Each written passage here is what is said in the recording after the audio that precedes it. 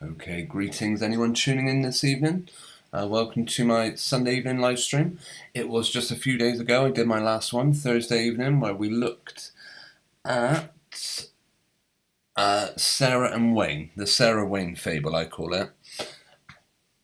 During that live stream, we also touched upon William Shatner going into outer space, supposedly, complete rubbish.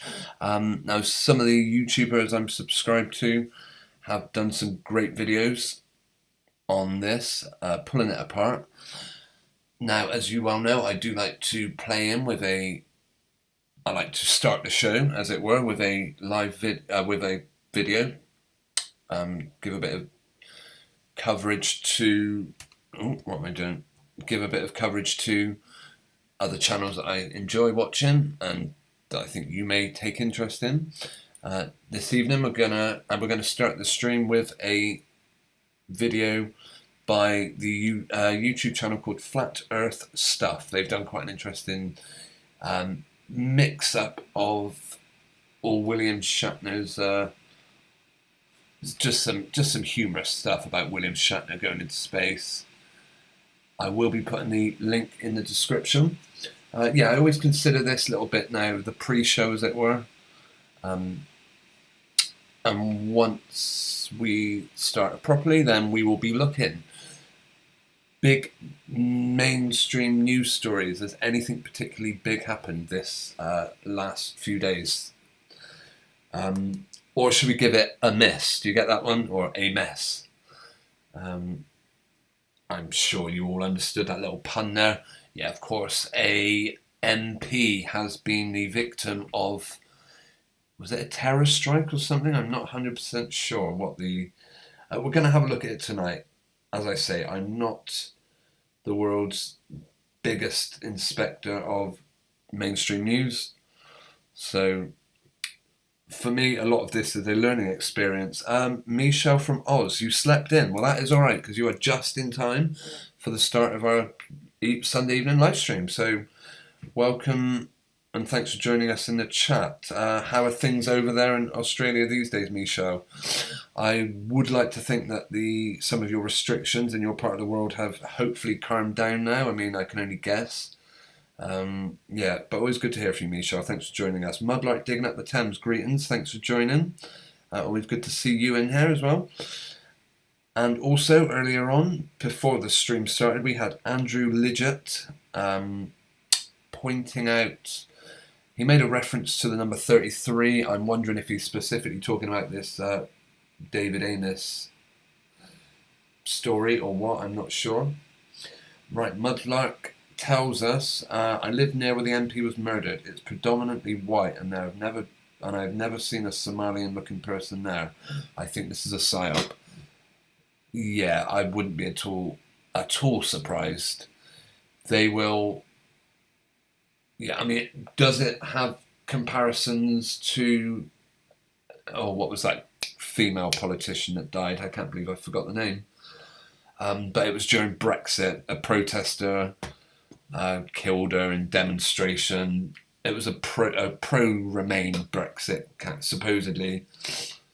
Oh, I can't believe I've forgotten the name. Anyway, I'm going to play in, as I always do, with a video. So, bear with me, I'll be back in 5 minutes. Michelle says, some freedoms, but not for me. I have no passport. Are you talking about a physical passport? Are you referring to freedoms to come and go from the country? I hope you're not referring to a VAX passport, are you? Okay, 5 minutes. This is from the YouTube channel Flat Earth Stuff. Quite a humorous video, I think. This guy always puts together some pretty interesting stuff. So watch it, enjoy it, grab yourself a drink, that's what I'll be doing. And then when we start up, we will be going for real. Okay, be back in about 5 minutes this video goes on for. I could put the clock up, but, well, there we go, 4 minutes 58 seconds. This video goes on for a little bit over 5 minutes, so whatever. Okay, here we go, guys. I'm going to mute myself and I'll be back in just under 5 minutes. Just over 5 minutes, sorry. Yeah, and also big thanks to everyone so far who has joined us and who has said hello in the chat. If you want a link to this video, Let me pop it in the live stream now while I'm considering it. Stuff. Video, I should have said. Okay, here's the link. I'm going on mute, and I'll be back in 5. See you shortly. To observe phenomena. No, they can't observe. It's too far away. It's too theoretical. How do we know what they're saying is true? You know what it really is? It's all science fiction. I've got some news for you. It's gonna shock you, so you better sit down. Listen very carefully. The Earth is flat, gentlemen.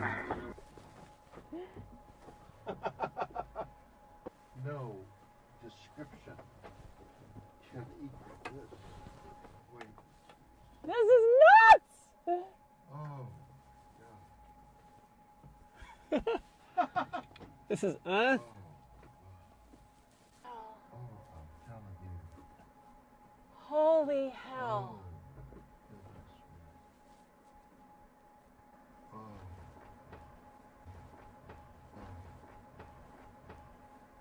God. Weightlessness. Oh, Jesus. Carmen line. No description can equal this. Weightlessness. This is nuts! Oh, my God. This is Oh, wow. Oh, I'm telling you. holy hell. Oh, my goodness me. Oh, wow. I can't believe this. Oh, my God. This is Oh, wow. Oh, I'm telling you. holy hell. Oh, my goodness me. Oh, wow. I can't believe this. Apparently, it is by design that we fight. We seem to be pawns. But what's the game? How do you balance science with science fiction? They're both the same. Senseless violence, fighting. An alien has total control over us. William Shatner has become the oldest person to ever enter space. The 90-year-old took off on board a Blue Origin spacecraft owned by billionaire Jeff Bezos. And it goes on and on. The good old game of war, pawn against pawn. Stopping the bad guys. While somewhere, some thing sits back and laughs. The rocket reached about 106 kilometres off the surface of the Kármán line, the internationally recognised boundary of space. The all-civilian crew experienced several minutes of weightlessness before safely returning back to Earth. The flight was originally scheduled to launch on Wednesday, but was delayed because of wind-related reasons. And starts it all over again. He is telling the truth. Be a pawn. Be a toy. Be a good soldier that never questions orders.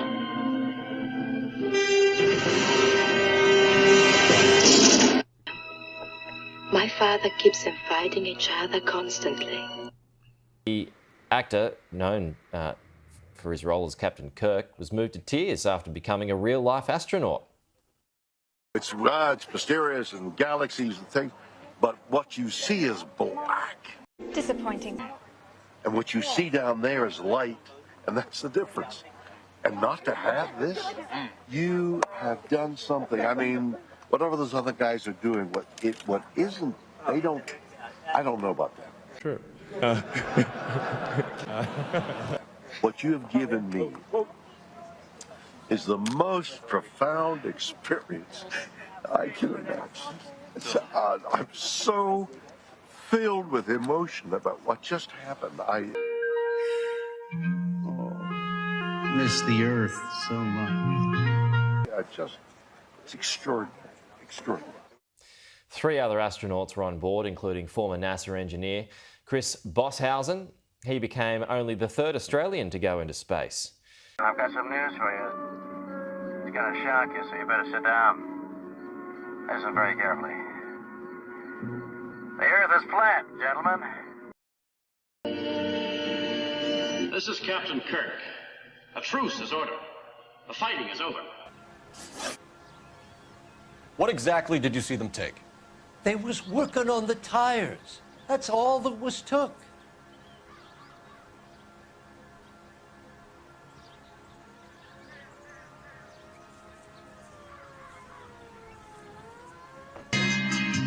I'm a rocket man.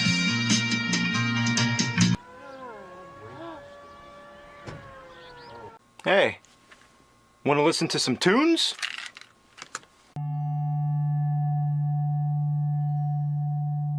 And now for something completely different.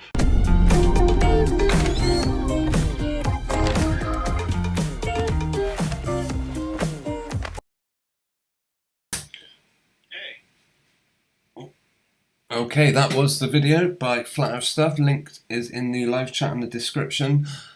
I am curious actually how many people believe we really saw William Shatner go up to space. I will go back to that video in a minute because there was an interesting bit which they cut out. Let's see, where are we? It would have completely given the game away if they'd shown it, but of course they didn't. Right, where's the video? Let's see. To observe phenomena. Where was it? It was just as the... Yeah, and they picked a classic time to cut the foot. Here we are. Oh no, they do show it. Look at this 90-year-old William Shatner. Look how this, I mean, whether they show it at real speed, but look how this thing smashes down to Earth. There's, I can't think of that one. Look, oh no, that's the return jet. This thing, they cut it just before, which is a shame. Hang on, can we skip back a second? You can see the speed underneath, just underneath where it says the name William on the screen. It says 14 miles per hour this thing is approaching Earth. And just think that hitting an impact at 13 miles an hour on a 90-year-old person, that's going to leave some bruises, probably smash a few ribs. Who knows? Yeah, I'm going to say William Shatner going into space, complete nonsensical. I think the whole thing was done in a studio in front of green screens from start to finish. But hey ho, that is old news, as it were. Looking in the live chat, David, greetings, thanks for joining us. Michelle from Oz tells us that, so I wasn't aware actually, they've now bought passports in Australia, which I don't know why I'm surprised, because I know Australia is quite a they've been very strict, almost like ridiculously so, over this whole incident. It's not a subject I'm covering too much at the minute, because I think the longer we're all complaining about it, I mean, people have got a right to complain, of course, but the longer we're all keep talking about it, the longer that, I mean, the further we are from ever getting away from it and people ever forgetting about it and moving on. Michelle says, Shatner said in another interview that another catastrophe is coming. He gave the game away. Says Michelle. Yeah, was that a recent interview? It's yeah, there have been some excellent videos. In fact, there was one, I mentioned it last week, Level Earth Observer. He's done some good stuff exposing the Shatner space mission, as it were. And I'm trying to think of the person that they sent up like about a week before. No, not a week before. The previous flight. It was a lady in her 80s, I think she was, the first astronaut into space. I'm not sure, but we will be looking at David Amiss. I'm not sure.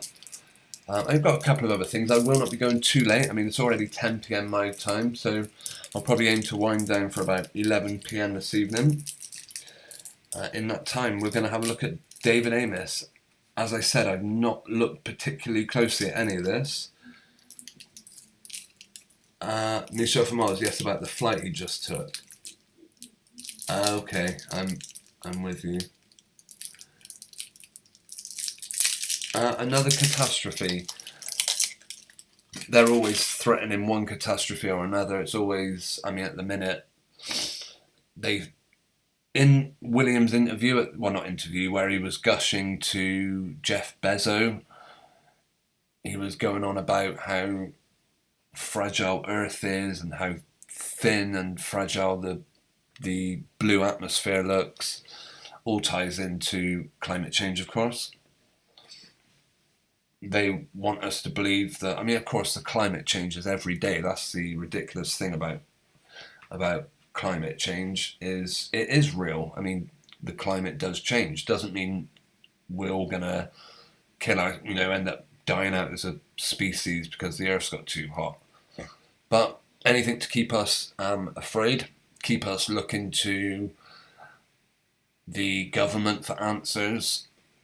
I mean, at the moment, the government have got they just, particularly in this country, in the United Kingdom, I cannot believe the amount of people I'm seeing who a couple of years ago absolutely hated, like, David Cameron, the Conservative Party, to think that they would ever listen to what he's got to say.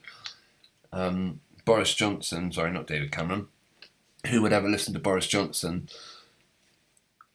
He's the biggest buffoon going, and yet a year and a half later, people are literally listening to him like their life depends on it. When he comes out and says, I'm not going to let you in, everyone's got to stay at home, don't visit family, don't go out and worship God in your particular church or religious centres, everything's got to be shut down. It was, people did exactly what he says. And going on about passports as well, I do have again, when people say, I don't know how successful these passports will really be. Michel, it's interesting you say that Australia have them now, or at least your part of the world, because, I'm curious.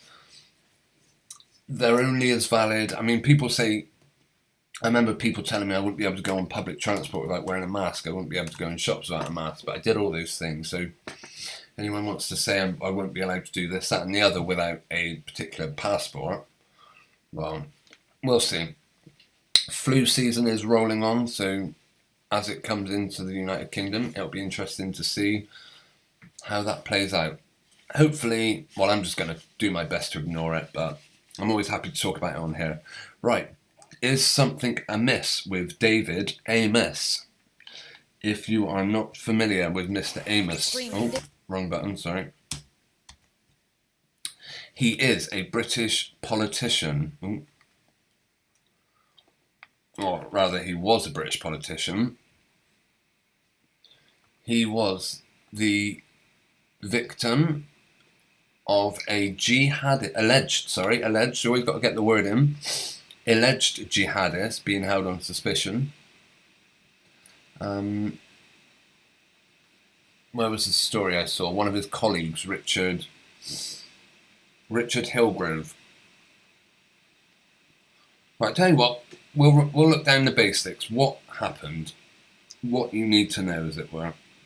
Although being a few days on now, of course, a couple of days after the guys died, and they've already moved on from what actually happened, that they pieced all that together within the first hour, of course. And we already know who it was that died. They didn't keep that quiet for long. How he died, and what the motive was. Things that you would imagine would normally be established in a court, not on this occasion. Of course, David Amiss, a Tory MP. There are two words that do not go well together, that just generally don't mix. Any politician, but particularly a Tory politician. And what was the other word I said? All the nice, they've all been gushing about what a great person David Amiss was. Look, I can understand his family being distressed. And for a start, I don't for 1 second believe that anything about this story is remotely true. If I genuinely thought someone had been murdered, I would not. I would not be. I would not be so thoughtless as to try kind of pull it apart. Okay, this is the first thing I've looked at about this story. I've not, other than seeing the odd headline, I've not read any of the stories. I've not looked at any videos. I wonder if we're going to see his family and friends already happy to come out and talk to the cameras. Of course you would be. Who needs mourning? Who needs grieving? Don't worry about that. Just get straight out in front of the cameras and talk about the person that's literally just died. Terrorist suspect accused of killing MP is the son of a former top aide to a Somali Prime Minister. Okay, see how much information they've already figured out?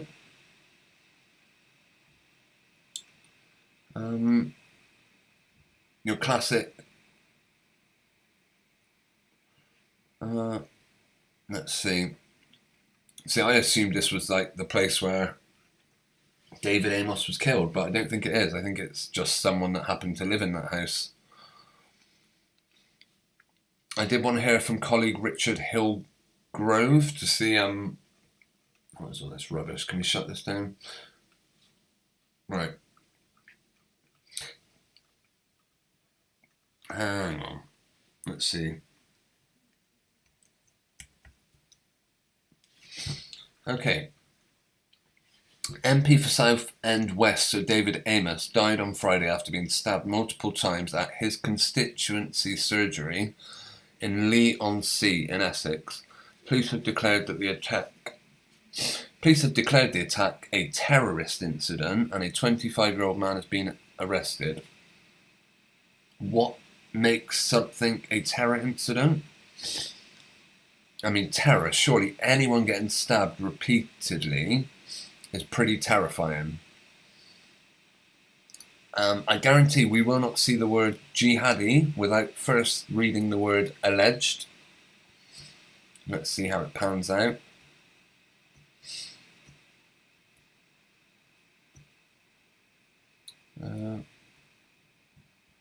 Slowly getting there. Right, we have to look for the numbers. They're always apparent. At 11:45 a.m. on Friday, Sir David Amiss took part in a Zoom call with his colleague Richard Hillgrove. Moments later, a fatal attack took place. Although the pair had met in person before, on this particular occasion, they had decided to hold their meeting to discuss a children's parliament initiative virtually. Rubbish. Like these MPs really meet up to talk about children's parliament. No, they... trash. Mr. Hillgrove, who was also a constituent and friend of David, explained that their meeting ran slightly over until 12:02. Sorry, my computer's on a bit of a go slow.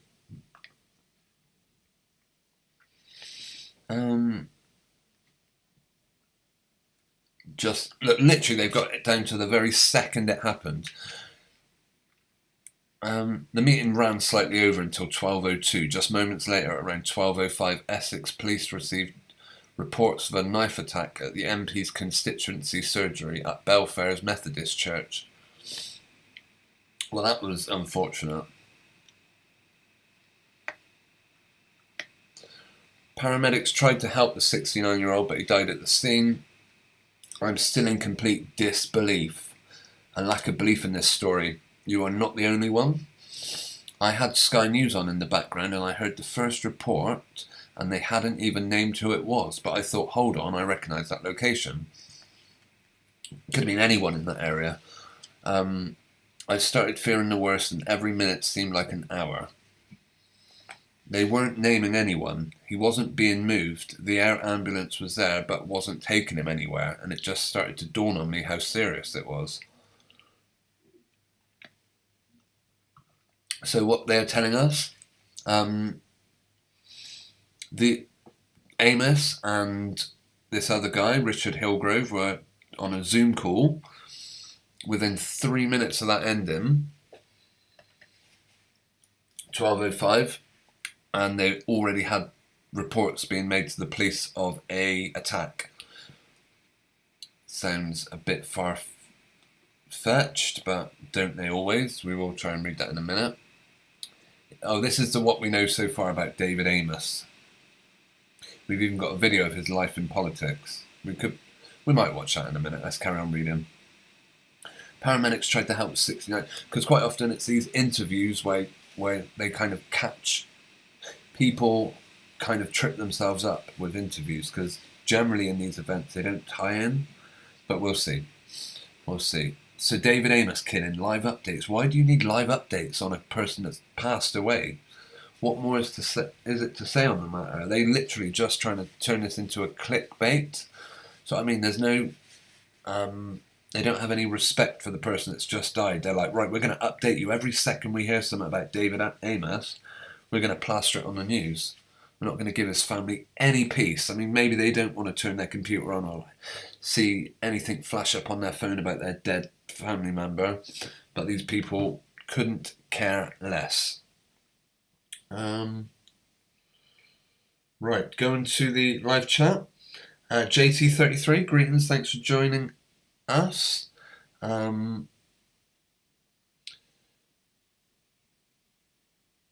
Let's see.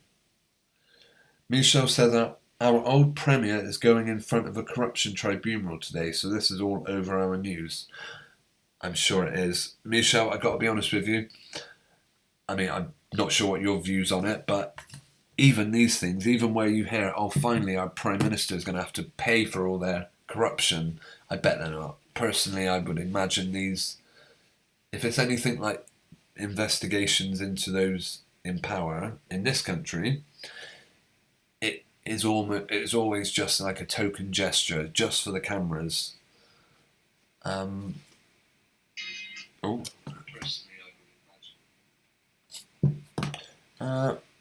Okay, so that, I believe, oh no, they've recycled from this previous, what we know about the killing, the video.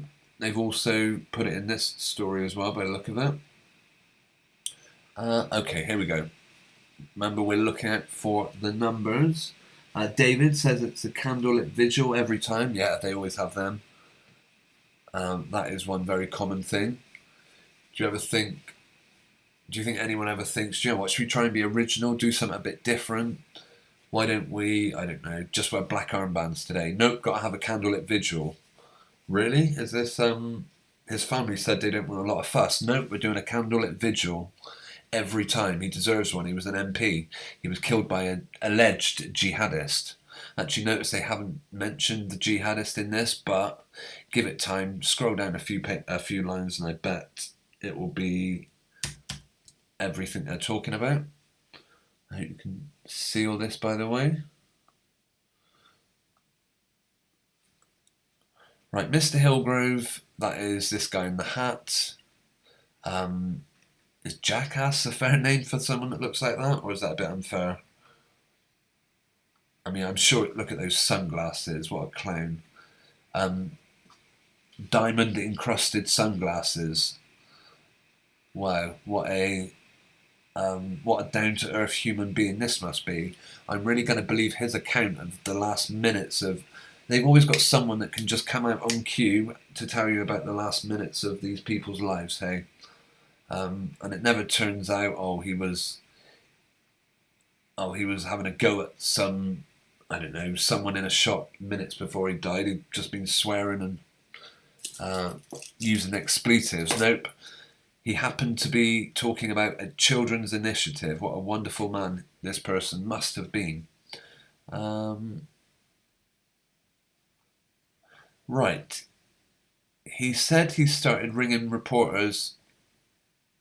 Oh, get real. Hang on. They weren't naming anyone. This is this guy, Hilltop, whatever he was called, Hillcroft. Richard Hillgrove, sorry. He said he started ringing reporters from the local area and called Sir David's advisor asking for information about what was going on, but nobody knew what was happening. Didn't it literally happen at the constituency rooms, or I can't remember what they call it now. It must have been an hour, but it felt like 8 hours later. I heard that it was Sir David. So within 1 hour of the guy dying, boom, straight on the news. They wasted no time getting that information out. I heard that it was Sir David. And in that short amount of time, in just 1 hour, they had time to take David's body to the morgue, whatever, and for him to be formally identified in just one poxy hour. That is ridiculous. So an hour ago they were talking on Zoom together about a children's initiative, and 1 hour later he's in the mortuary, already been identified, and they've released his name on the news. Wow, that was quick. That happened very quickly. It must have been an hour, but it felt like 8. Yep, we've heard that. I heard that it was Sir David. I can't fathom what's happened. Mr. Hillgrove, who moved to Essex around 4 years ago, had been speaking to David to discuss a new Children's Parliament initiative which aims to engage 7 to 11-year-olds in the world of politics. Why? What is the point? What 7 to 11-year-old cares about politics? Why would you bring children into this vile world of deceit and corruption and lying? Who would invite? I just don't get it. Bob Mule, greetings and welcome to the live stream. Thanks for joining us. Yeah, you're absolutely right. It does sound like a script. Do you know? I just realised I have not showed this stream on Twitter yet. So bear with me 1 second, and I'm just gonna put a tweet out. Let's see. Okay. I'm not sure if any of you follow me on Twitter, but I am over there. I don't actually post that often, but I'm always there to answer anyone that tweets me. Hope you can join the stream. There we go.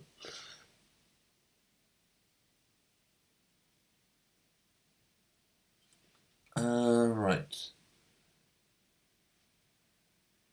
Just find my place. With the first event due to take place on the 29th of October. Well, that was unfortunate. I guess I'll just have to abandon any...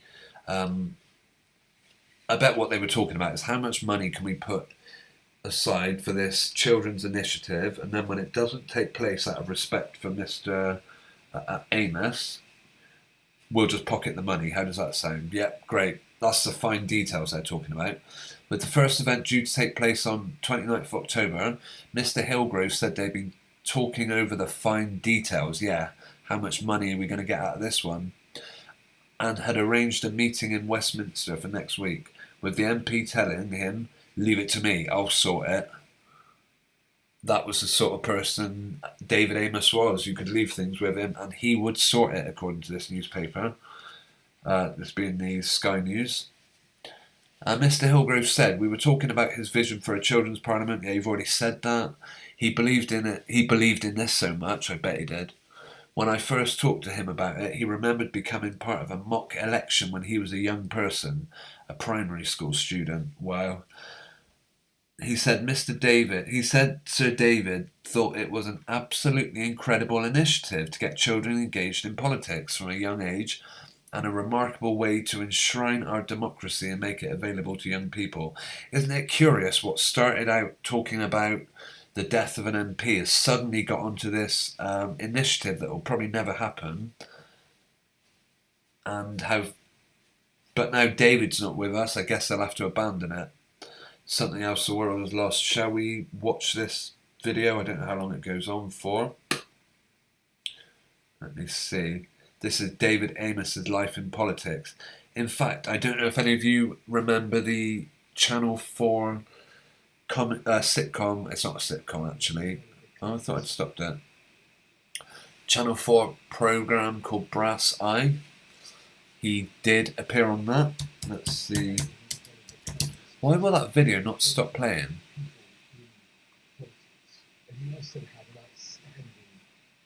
I paused the video, stop playing.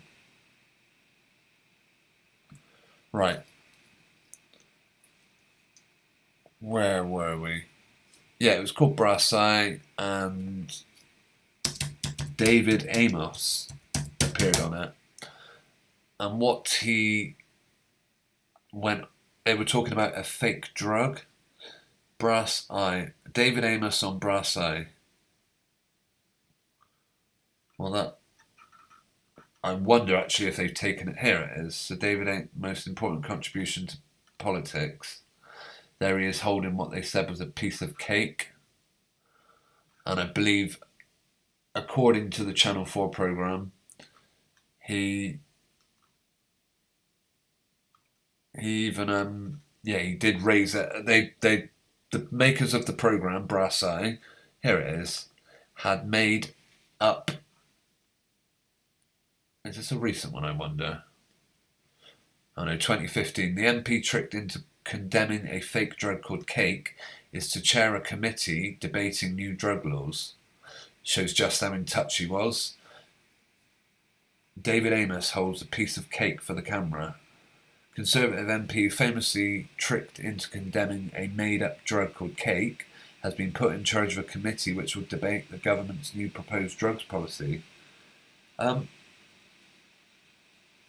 David Amiss appeared on the satirical television programme Brass Eye in 1997, where he was filmed referring to cake as a big yellow death bullet.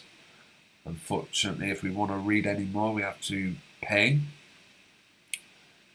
I'm sure we could find the video on YouTube somewhere. It must still be on there, unless in order to preserve his memory they've hidden it away.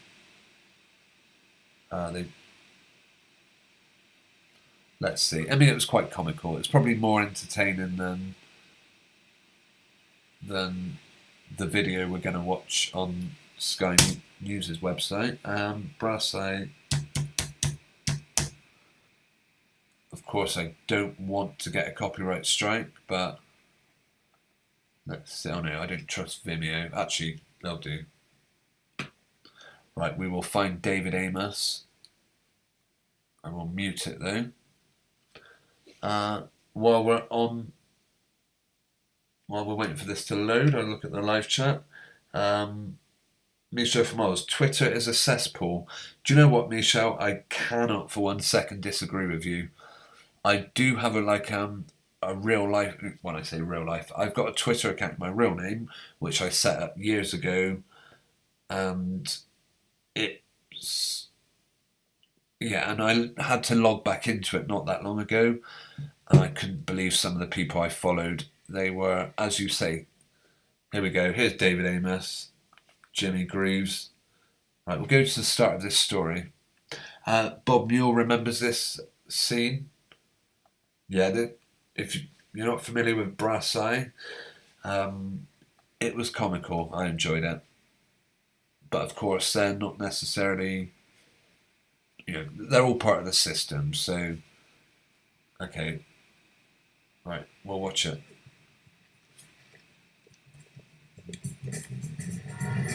If time's a drug, then Big Ben is a huge needle injecting it into the sky. Hopefully I will not get a copyright strike on this. We are watching it, of course, for education and review purposes. But this is cake, the new killer drug from Prague.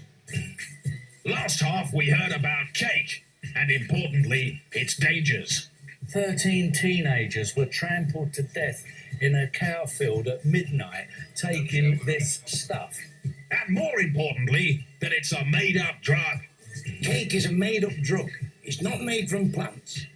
It's made from chemicals by sick bastards. But for maximum reach, cake needed an actively political kick in the pills. And that's what it got from MP David Amiss, MP. You've heard what Bernard Manning said. Cake is a bisterbile cranabolic amphetamide, which is... This here, of course, is David Amiss. Shows just how long he's been going as an MP. 15 years he's kept his seat. And in that time, he's gone on programmes like this and literally just read off a script. didn't do any research into any of it. Made-up psychoactive chemical. It comes from Prague, with its own culture of boom raves, where kids wolf down vast quantities of this. Big to contain trip nutrients. Yellow purely as a fashion thing. They all fall on it like crazed animals, scoff the lot, and then lie around waiting for a DJ to play music which sounds like this. Now, to the speeded up brain of a user, that sound lasts for 4 hours and sounds like this.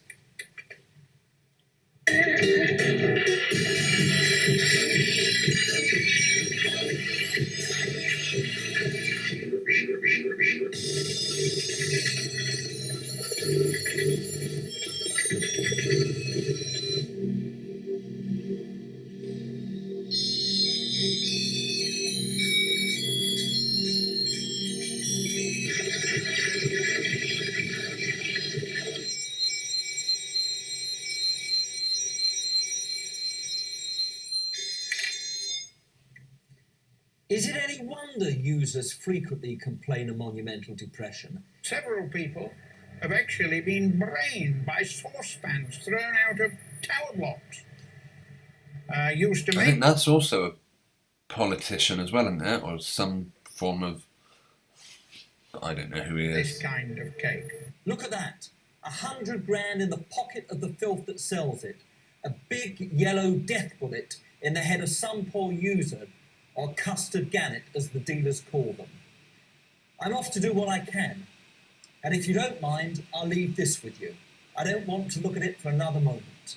What fucked and bombed needed more than anything was the illegalization of cake. And look, have we asked anything about this in Parliament? I mean, no, we haven't. No. This moment here where David Amiss shames himself and discredits himself, I'm going to say it was probably scripted. I expect he had already been told what to say. I expect he's still reading the script just like he was 2 minutes ago. You know, I mean, that would be ideal to get something. Well, I'll certainly raise a question. Like, David Amiss really cares enough about... Apparently these MPs are paid to ask questions in Parliament. It's supposedly an illegal practice, but of course they all do it. And of course he's just off of his own head going to raise this in Parliament. I don't buy that. Now became a very real possibility. With the hell of cake still ringing in his ears, Amiss went back to his lair and drafted a question for the Home Office. The very next question time saw health ministers pledging to fight. Apparently he said to ask the Secretary of State for the Home Department what action the government proposes in respect of the import of cat, gamma hydroxybutyrate and cake to the United Kingdom. Of course, I think cat, is that actually a herb? I'm not sure. And then Mr. Sackville said neither the cat plant nor the substance gamma hydroxybutyrate, GHB, cake, which we understand refers to 3,4-methylone, blah blah, are controlled under the International United Nations Drug Conventions or Misuse of the Drug Act. Well, there you go. Apparently, it did come up in politics. So yeah, that was David Amiss being made a fool of.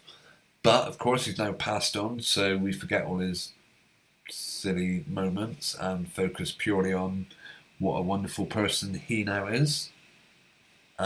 David Amiss's life in politics.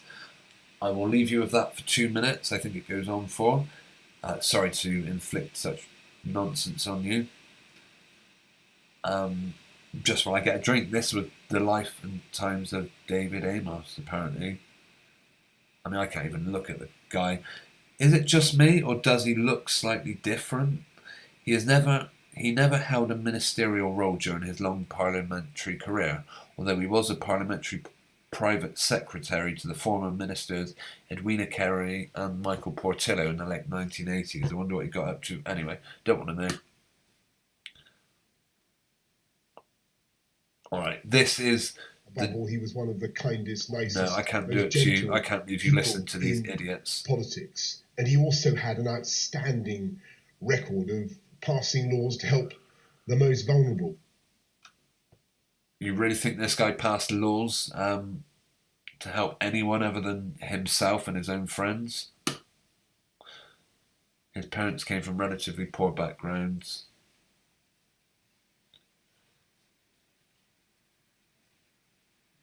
When he was 16, he joined the Conservative Party and became the MP for Basildon in 1983.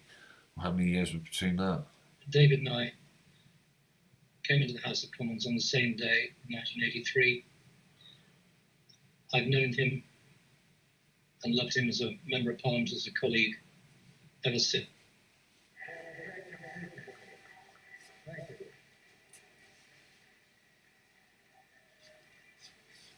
So little in Basildon and in Britain tonight has been defeated.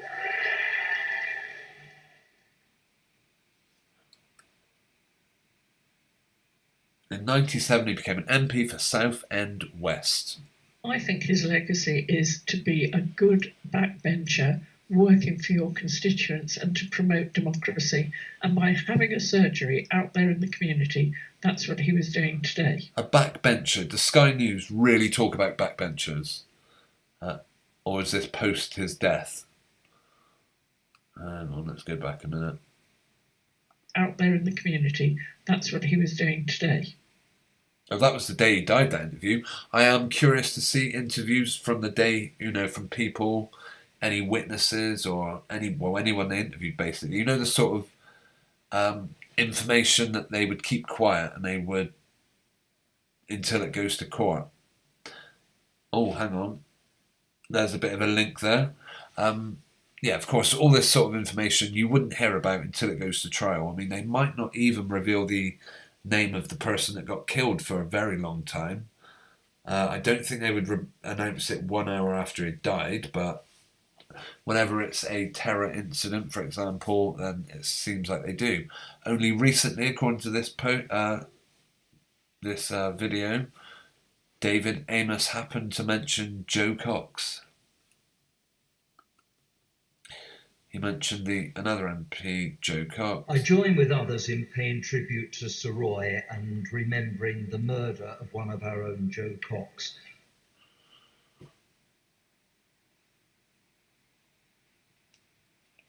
What a coincidence that was, hey?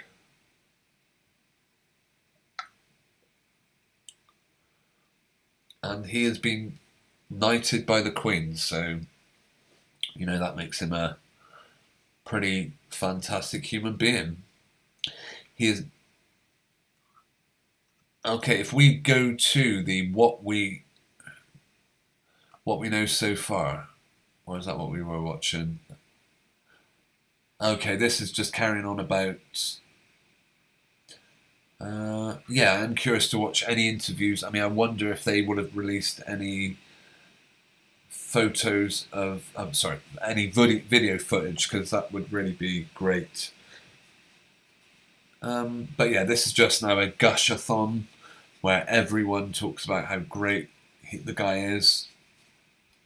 Mr. Hillgrove added that the father of 5 had been in to visit his daughter Lola's school, St. Pierre in Leigh-on-Sea, and he had been matched up with Sir David as part of the scheme. Okay. Lola described her mentor as very kind and very funny, and a man with a very kind heart. Got it. They were hanging around the school to get right. She said he was very uplifted when he found out that they had been partnered together, adding, "He told me that I could always be whatever I wanted to be. He couldn't be more passionate about it." Mr. Hillgrove added, "It sums Sir David up, though. He's such a kind man. Was such a kind man." I think they're talking present tense. Perhaps it hasn't sunk in yet. It was only an hour after it happened that they got all this information together. He couldn't do enough in the constituency. He was always appearing at children's parties or charities. So was Jimmy Savile, if I'm not mistaken. We won't go there. He is chairing so many subcommittees. He's just an incredible man, one of the good ones. That's a suspicious. Whenever you have to remind people that someone is good, put these two words together: Tory MP and one of the good ones, or any member of Parliament, any politician being one of the good ones. No, I don't think so. But you don't survive in politics for however 38 years without being probably a special kind of scumbag. I mean, maybe there are some good people that get into politics, but from the looks of it, it is scum central. What was it Michel referred to as Twitter? A cesspool. A cesspool. Well, imagine what sort of place the housing, the political scene is. And here they are wanting to bring 7 to 11-year-olds in. I do not understand why they would want to do that. He added that he lived and breathed meeting people with his constituency and was such a serious politician, adding people in Essex will be up in arms over his killing. Well, that's a strange use of... Very sad. Interesting, actually. Up in arms would suggest, like, angry, wanting to... wanting to bear arms, basically, get your guns out. And it's interesting that they're linking it with a alleged, they'll never say the word without first using alleged, jihadist. Are they trying to encourage some sort of race disharmony? Right, he wasn't chasing the limelight, really. Did we see him on Brass Eye talking to the cameras about an absolute load of nonsense? If it's legitimate, and it is as they say, and he really didn't know what he was doing, then it shows he is after the limelight. My view is he was just he turned up and he read his script from start to finish. He never suggested bringing up the made-up drug cake. He was never going to talk about that in politics unless they told him to. So this bit about he wasn't chasing limelight, I think that's crud. He did so many things behind the scenes that no one knows about and just made things happen. He made sense of such a crazy world. He had such a wonderful sense of humour. He is a libertarian that believes in our democracy so strongly, and for this murder to happen, to extinguish such an incredible life, I hope now in the name of the Children's Parliament, which we have vowed to continue with in his name, would you honestly send your children to Parliament with those... basically leave them in the care of politicians and MPs, knowing what kind of sordid relationship, what sordid contacts some of these people have? No, not for me, thank you. I would pity any 7 to 11-year-old that gets forced to go to Children's Parliament. Okay, Chunky Buster, greetings and thank you for joining us. We never see the start, the middle of the events, only the end stage bit, definite psyop. Chunky Buster, I totally agree. Actually, it's not a name I'm familiar with, so if you're new to the channel, thanks for joining. Good to have you along. Right, what we know so far is basically everything set up. The whole story pre-packaged. I mean, none of this stuff has to, go to court, and they don't have to bring up any CCTV footage to find out what we know so far. They know it all. This was on the 16th of October, just couple of days after it happened. And we've already got photographs of Essex police attending to the knife attack. We will look for the numbers. Actually, I haven't seen them. I'm not great at numbers, but there's people a lot better than me at spotting the numbers, put it that way.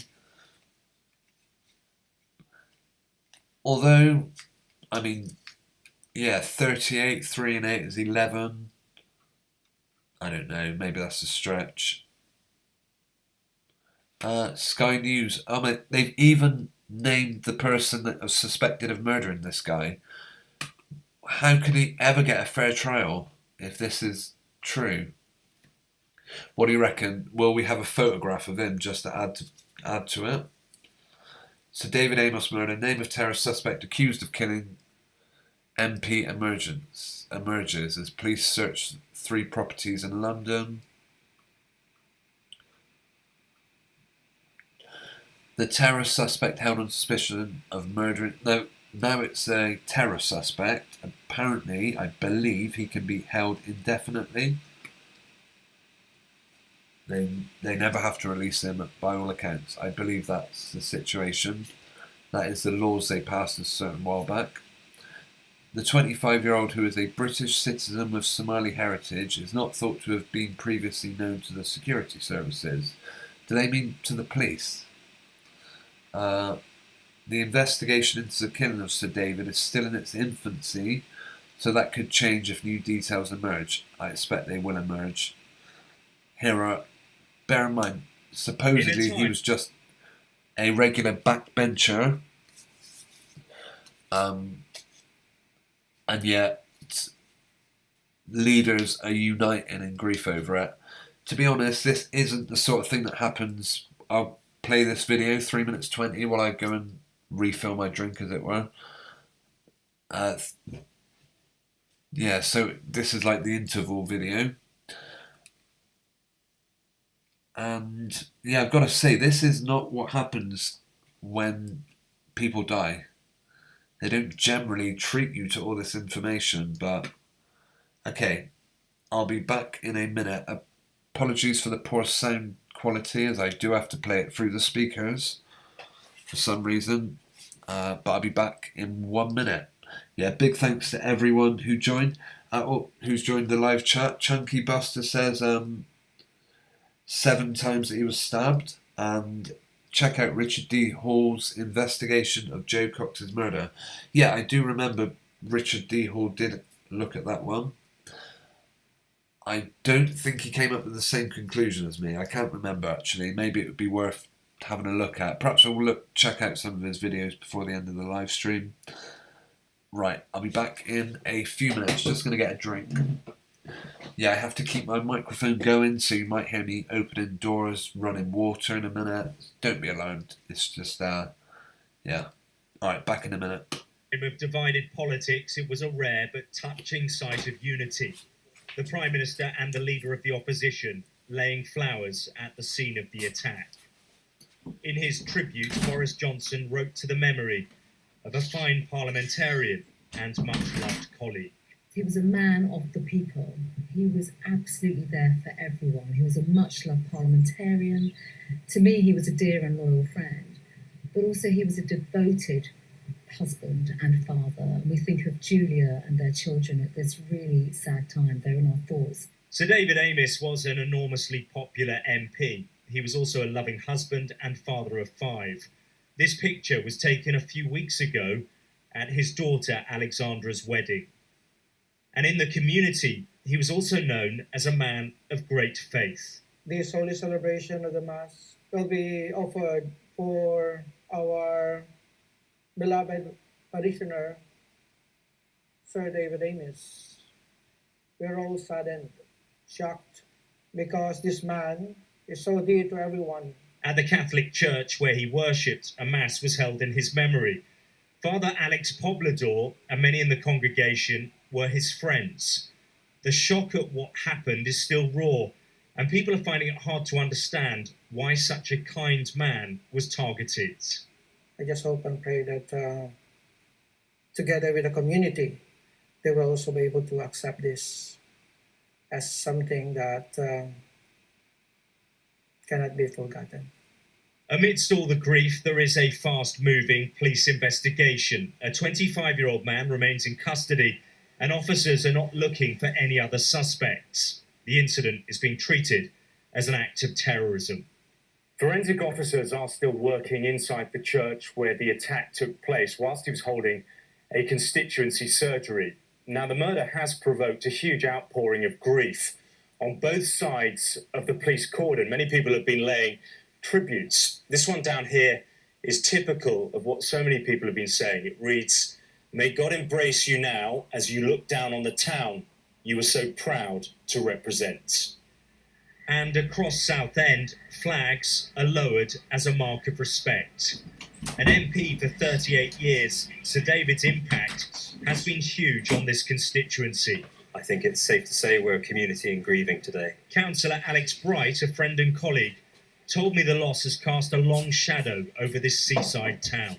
He was Mr. Southend, I think is probably the best way to put it. I've known Sir David since I was 13. He has always been a constant here in Southend, not just for me, but for everybody here and in the Conservative Party here in Southend. The nature of this attack is intensifying the debate over the safety of MPs. The Home Secretary is ordering an urgent review. But for now, many people here just want... And now we possibly get to the real story. I mean, as we found out with Joe Cox, this is nothing new. They're talking now about extra security for politicians. I wonder why. Could something be happening soon which may make us want to attack politicians? Is that what they're suggesting? Looking in the live chat, Linda Mack, greetings, thanks for joining us. David says he was watching another story and referred to the 22nd of October. I am very curious to know what's going to happen on the 22nd of October. I will say, though, as far as I know, it's the 10th month. But anyway, Chunky Buster says no CCTV at the hall. That's handy, but the press know everything. Exactly. They've always got all the information to hand. There's always usually a convenient journalist on scene. Anyway, let's watch this last little bit. Attack is intensifying the debate over the safety of MPs. The Home Secretary is ordering an urgent review. But for now, many people here just want to remember and grieve a kind and decent man who touched so many lives. Kind and decent isn't generally the words I think of when I think of politicians. I'm sorry, it isn't. Particularly not ones that have been in politics for 38 years. Yeah, I've often said to people, never trust a politician and never trust a newsreader. And here we've got a combination of the both. We've got the newsreader reading the story and the politician that was part of the story. Alex Rossi, Sky News, Leon C. Thanks, Alex Rossi. Yeah, oh, hang on. The suspect was arrested on Friday. I've just seen something about October 22nd. That's maybe what David was referring to.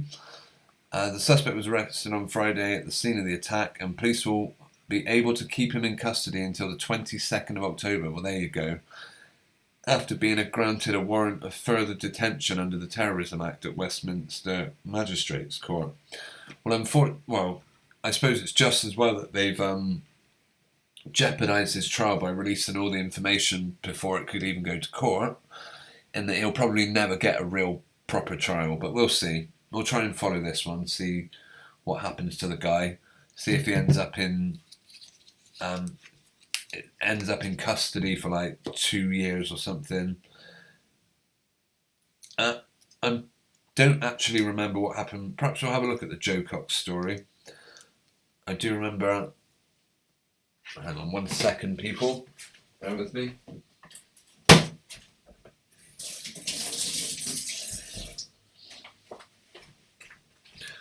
Yeah, so is this just a story on its own? I mean, it is certainly a story that the press have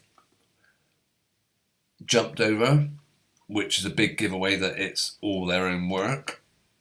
Or, they paid good money for this story. They're gonna pump it out. They're gonna force it down your throat, left, right, and centre.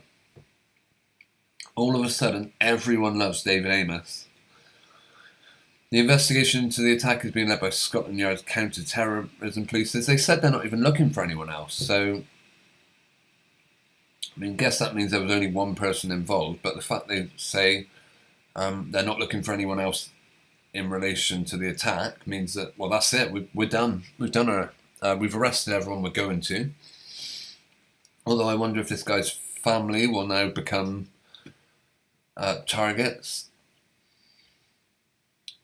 Yeah, I'm sure there was a story about the father of the person accused. That's another thing we see commonly.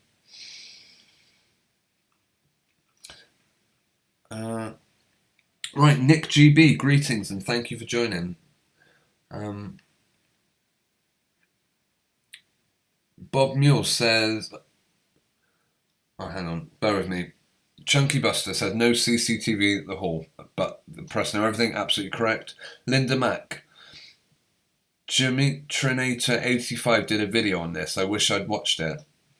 Well, is Dimitri on YouTube or is he on another platform? We could possibly watch it as we play out tonight.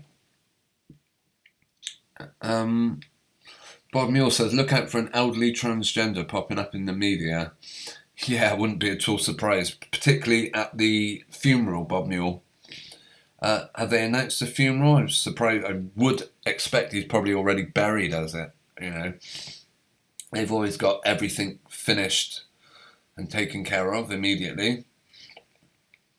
A statement of condolence signed by many Somali organisations and community leaders said they were shocked and saddened by the senseless violence perpetrated upon an innocent MP. Well, who says a Somali was even involved? This guy hasn't gone to court. He is supposedly innocent until proven guilty, but not in these stories. It's always, well, we found the guy, we know who it is, we're going to turn over like 3 or 4 properties in the surrounding area. The press can film us doing it all. It continued, we express our deepest sympathy, blah, blah, blah. That's newsworthy because they were Somali. They even said everyone who knew David Amiss described him as one of the kindest, most compassionate and distinguished public servants. And it's interesting, they put that bit in inverted commas. So that isn't a statement of fact. This is a quotation. Who committed and devoted to serving his community. But that bit is established fact, apparently. David Amos promoted our shared values of tolerance, love and respect that Britain do so great. On Friday, the Duke and Duchess, even the Duke and Duchess of Cambridge get involved. They never miss an opportunity. And Prime Minister Boris Johnson and Labour leader Keir Starmer attended the site of the killing together on Saturday to pay their respects. Is that what they were doing? So they didn't close the area. Do you know, probably a couple of months ago, a homeless person died in the local public lavatories, and they shut the area off for about 5 days, I would say. No, I don't believe it was suspicious circumstances. I think it was a drug overdose or something along those lines. Again, they didn't reveal every detail about the death. It was all kept kind of quiet. I mean, some people who knew the person may well have known, but they certainly didn't make it public knowledge. And they did not open up the area where the killing had happened, so that politicians could get a photo opportunity. It's ridiculous. This is the site where the guy had been killed. And yeah, we'll all just come and lay flowers and everything.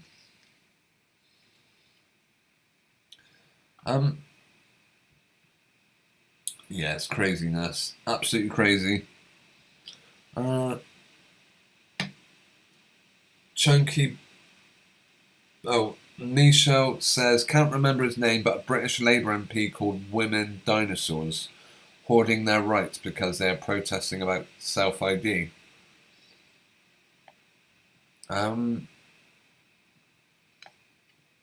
That isn't one I've heard of, Misha, but thanks for sharing. They're hoarding their rights because they're protesting about self-ID. Gotcha.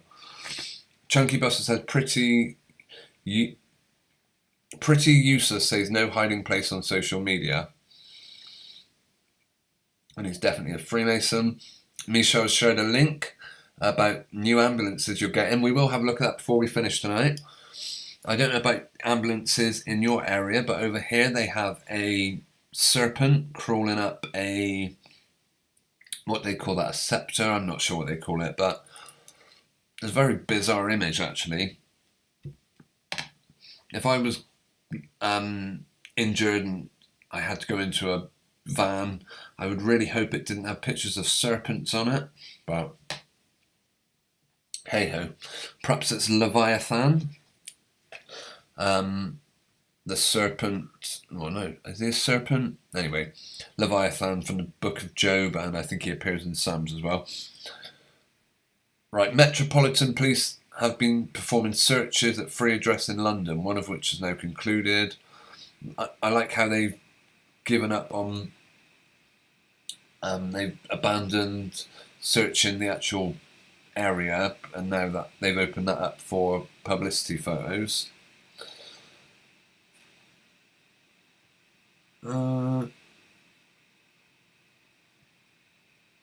Let's see. Nick says, Nick GB, hey Bobby, have you seen the funeral director for Milton Keynes yet? It's a must see. No, I have not. To be honest, I'm not. When you say Milton Keynes, is it to do with this story? I've not seen very much about this story.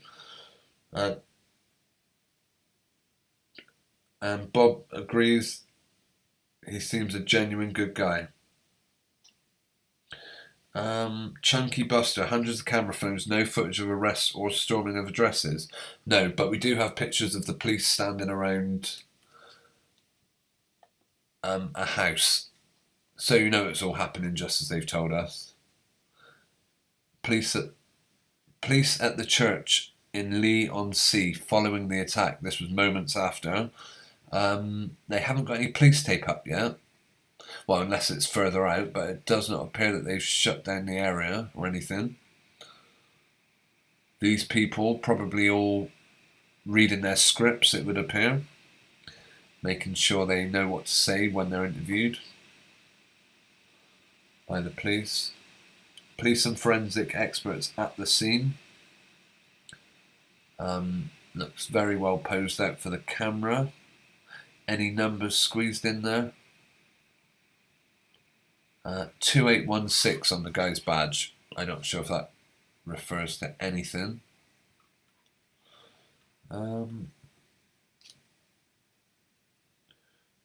Right. Linda Mack says the Germinator is on YouTube. Brilliant. Perhaps we'll have a look at his video then if he's done some good work on this. 2NLit, greetings. Thanks for joining us. I see you shared a link about the funeral director. No, that actually isn't a person I'm familiar with. Unless, is it someone that happened to come out and say that they haven't had any extra work this last couple of years? They've been, I'm not sure. Perhaps we'll have a look. But thanks for sharing. Okay. Nick asked, can you send a link to a video? Yes, you should be able to. You should have no problem sharing links if you have a wrench.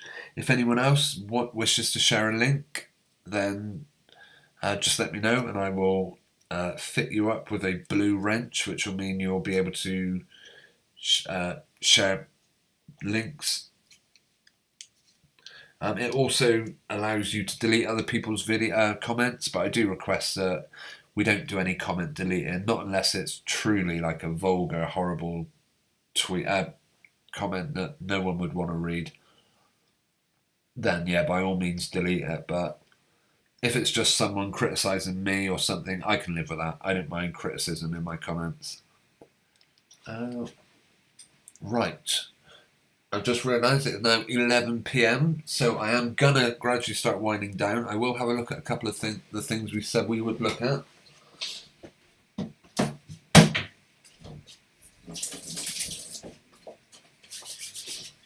Right, where are we?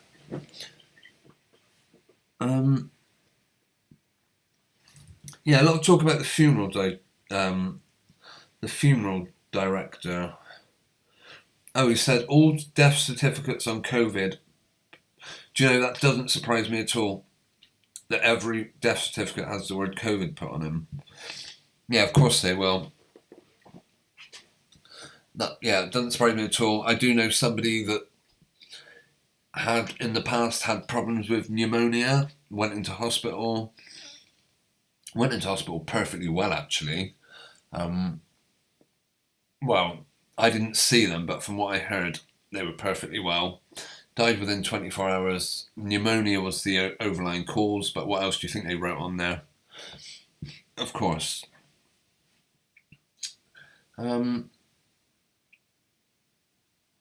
Okay, we will have a look at, let's see, Joe, well actually, if we look for David Amiss,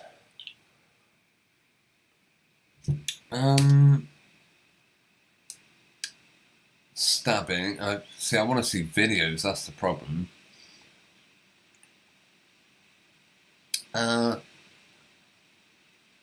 I don't think we're going to get anything, as we said, if there is any videos. Perhaps this is him getting bundled into the...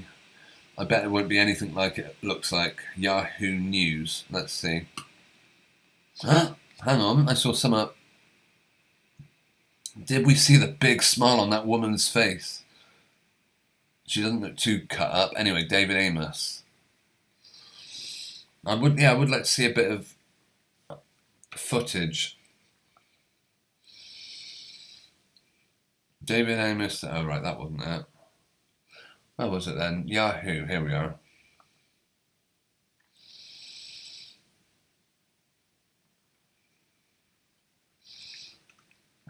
I'm only watching this because it looks like we could see a bit of. Well, once we've seen the video, once we've watched an advert, we may see some CCTV footage, I wonder. Doubt it. It'll just be the same rubbish recycled.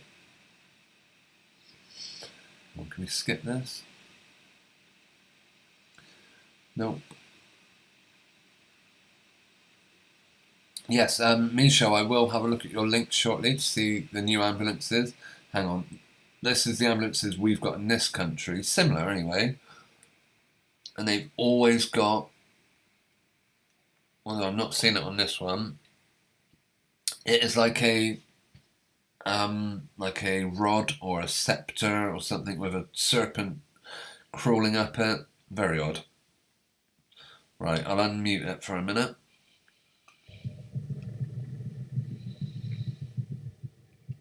These people all stood around, very casual. Not much going on. I'm guessing this was the day it happened. They even had the helicopter out. Again, I'm not sure if he's been bought out or anything. And they have shut off the area with police tape, so fair enough. But yeah, no signs of a struggle, no signs of any blood anywhere. All looks very neat and tidy, and now we get to see the air ambulance that came out but didn't take him anywhere.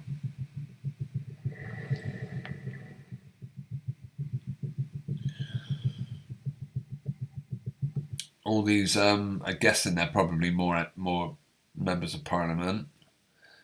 Carrie Johnson, isn't that Boris Johnson's supposed partner?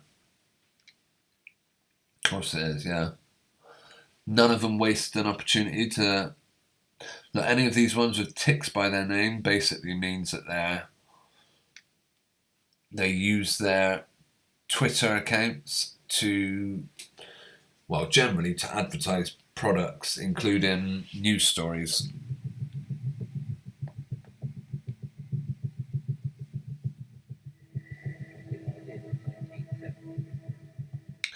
Essex Police there with a red star, I think that is.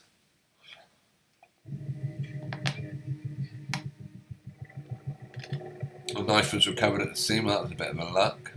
Oh.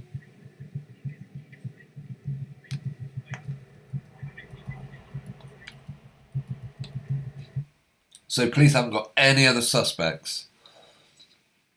They're not pursuing anyone else in this one. As far as they're concerned, the guy they've got He's done it. He will not get a fair trial now. That is pretty much what that means. Counter-terrorism police are assisting in the investigation, which is being helped by people in ambulances. Flying helicopters. And that was it. Now time for more adverts. No, thank you. Joe Cox. What? Right. It looks like for me, just to round up this David Amiss thing, is something Amiss. David Amiss is something Amiss. Of course it is. They do not release so much information about a person in such little time. I think there is videos of locals reacting. Let's see how upset and heartbroken they are. I mean, some of these could be genuine people. Others could be reading a script. Hard to know. This will be the last video we watch on David Amiss. What happened there? Hang on.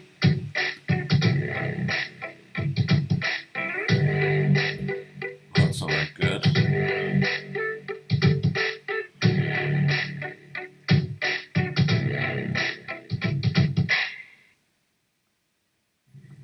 Right, I want to watch it without this big white box. I know what I can do. Does that help?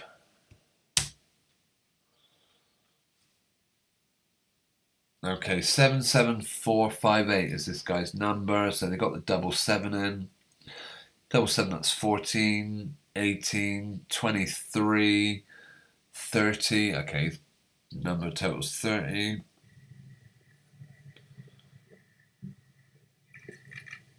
That looks very much staged. Yeah, of course it's staged. We're going to film you putting these flowers down.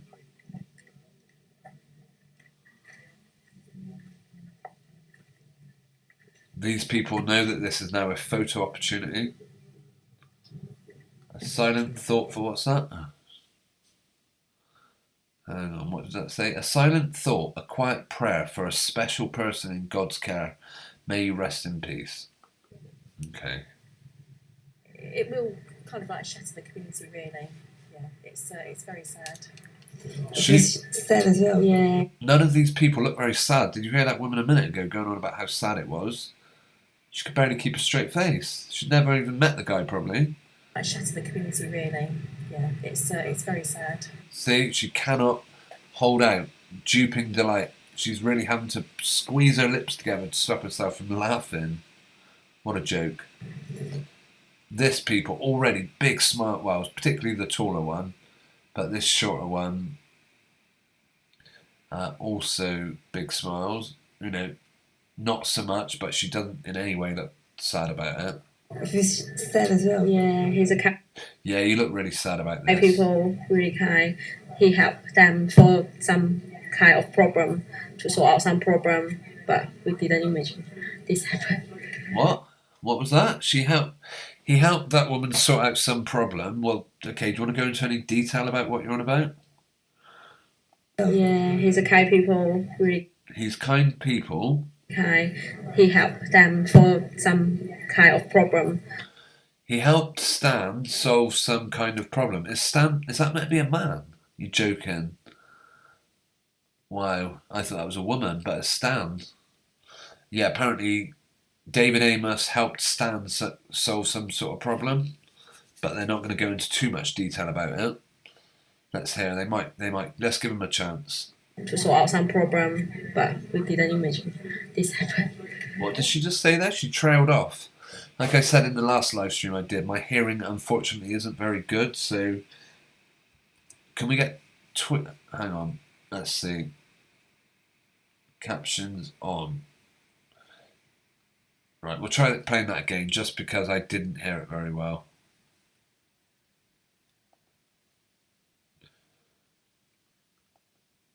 Right, they helped them to some kind of problem, to sort out some problem, but some kind of problem, to sort out some problem, but we didn't imagine this happened. And why would someone have that much? We didn't imagine this happen. Why would someone have that much anger for somebody they don't know? It doesn't make sense.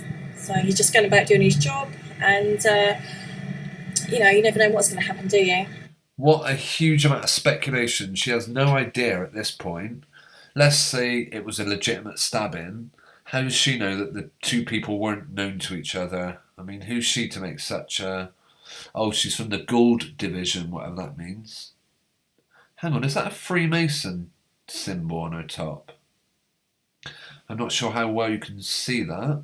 Bear with me. I'll try and... This is the top. I don't work for you, it says. Interesting. We're going to have a look at this.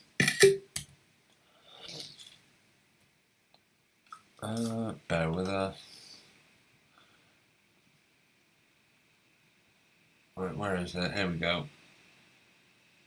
This is what was on that woman's t-shirt.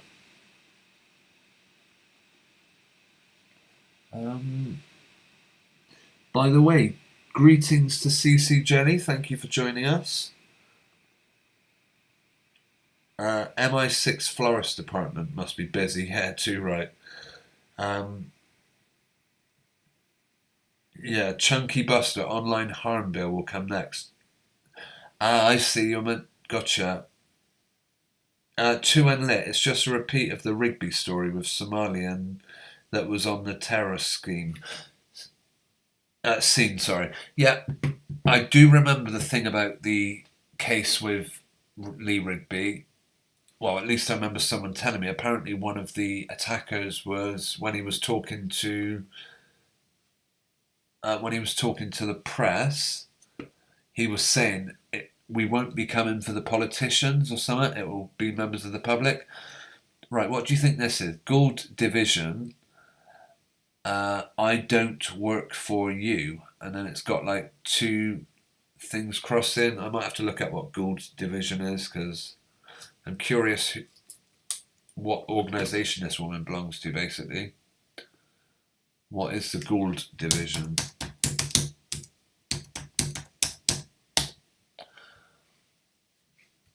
The Platinum.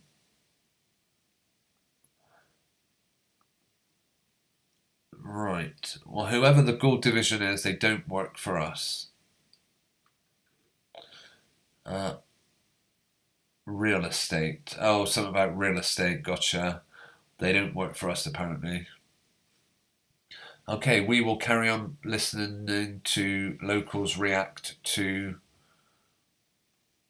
When you go out to work that morning, you shut the door and say goodbye to your family. Oh, that was that. Okay. That's loud. Okay, is something amiss with David Amiss? Absolutely correct it is. Yeah, very suspect in my book, I think. Phil Wright, another hoax. Right, Nick GB says, Priti Patel said our MPs need more protection. That is all this is about because people are about to revolt against all of them. Do you know what, Nick? I think you could very well much be onto something. Did they not say the same thing though when Joe Cox... yeah, what is the Joe Cox Foundation actually? Yeah, it's very similar to this one. Actually, I don't care about the Joe Cox Foundation. I do want to know about... I would be interested to see people talking about how great she was. Sister of Joe Cox in shock over the MP's death. Will she give anything away, I wonder? And is it possible? She looks actually quite a lot like Joe did. And are we getting a hint at an Adam's apple? That's the only question I will ask.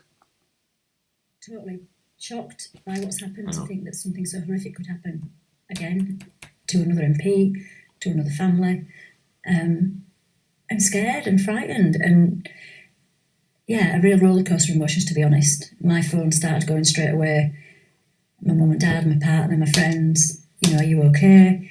It's funny, she said a whole rollercoaster of emotions. You would think she couldn't care less. The way she's talking about it, shrugging. Oh, I don't know, who cares? Who gives 2 stuffs? In a school, actually. But Notice how big her jaw is. Oh. The shock and sorry, look at her chin. Feelings for us as a family. And her ears. Obviously, as to what we went through, and that another family is having to go through that. Ears and chin, that is a giveaway on this one. It's horrific.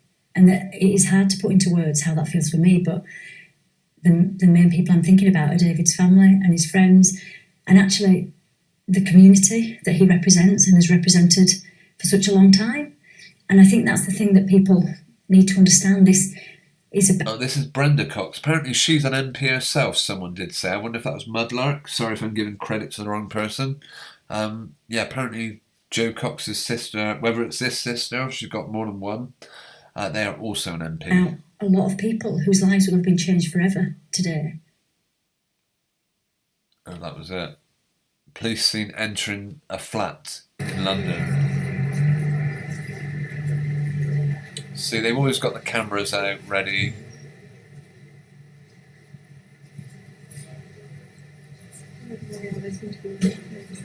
But nothing happens. You could watch this for the whole 1 minute 10 and you wouldn't see anything. Excuse me, can you stop filming us, please? We're on. This is a private case. We don't want to have the case thrown out of court because it was jeopardised by the media. No, they don't care about that.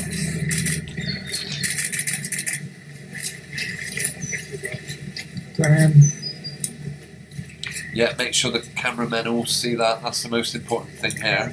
It's got nothing to do with contaminating the scene. They don't care. These people have got to get their pictures.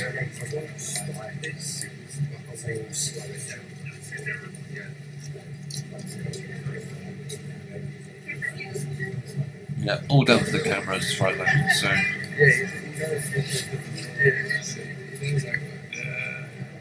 But to me, to be honest, it's like, I know what he's about. He gives, this is a phenomenon. Alright, okay. Right, someone did mention the Germinator on YouTube. Oh, sorry, was that the right name? Oh, and also we will have a look at the link that Michelle showed us. You need a new chainsaw, apparently. Fair enough. Okay, Australia is getting new... Huh, wow, that's never your... Is that actually going on in Australia, Michelle, or are you having a bit of a joke? But yeah, that looks like some proper... That's basically army equipment, isn't it? What I guess they send out. But yeah, thank you for sharing. Right, YouTube, the Germinator. We will see what we can find.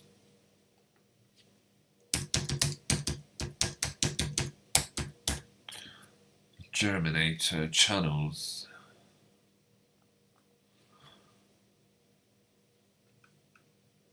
I don't think I've got it quite correct, the name. I'll have another look. And Nick GP gave us a link on brand YouTube, so thank you for that. I may, depending on how it goes, sorry, Germinator. That's why we can't find it. Germinator _ 85. Must be this guy. Right, I'll have a look. How long does his story about? Okay, it's a 29-minute video. What I may do is play out watching 5 minutes of it, perhaps. And we'll see. I'm not familiar with this guy, actually. Looks like a good channel, though. Looks like it could be a good channel. And it appears he does live streams also. Fair enough. Okay, yeah, perhaps we will play out and we'll end the show looking at this. We were also talking about the weatherman, right? Nick GB, what did you give us over on YouTube? Brand YouTube, sorry.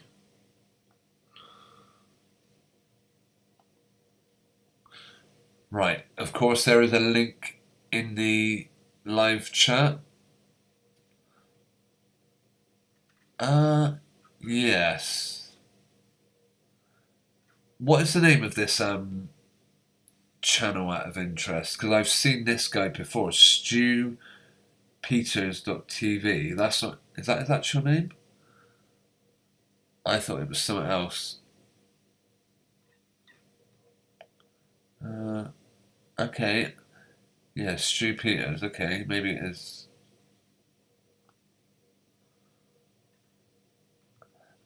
As it's on brand YouTube, I wonder if it could get me in trouble watching this, but I do appreciate you sharing the link though, Nick GB. Thank you for that.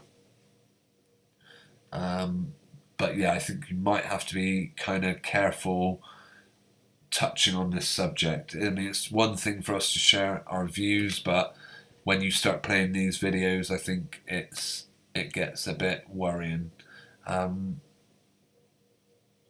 So I'm not gonna play it as such. Hang on, let's see. We'll give it a couple of minutes just so we can hear. I guess this is the funeral director. In fact, I think I have seen or heard some of his interviews before.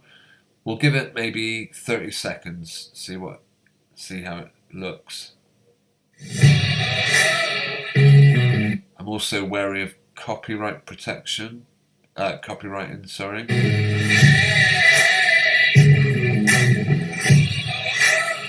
Video posted recently. It featured an interview with John O'Looney, a funeral director from the UK. During that interview, he made a number of very remarkable assertions.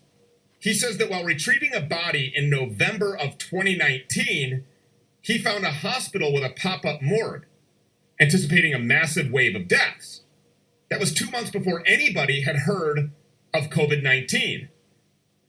He says that he repeatedly saw people labeled as COVID deaths, even if they died of natural... Oh, okay. Now I think we might be touching on the reason they upload these videos to platforms like brand YouTube and Rockfin, etc. is because YouTube will not allow this content. They will not allow people to talk about this sort of stuff on their platform. So thank you massively for sharing it. I will again share the link, but I'm not gonna play it on my live stream. But I'm sure it's good information. So thank you for sharing. I will.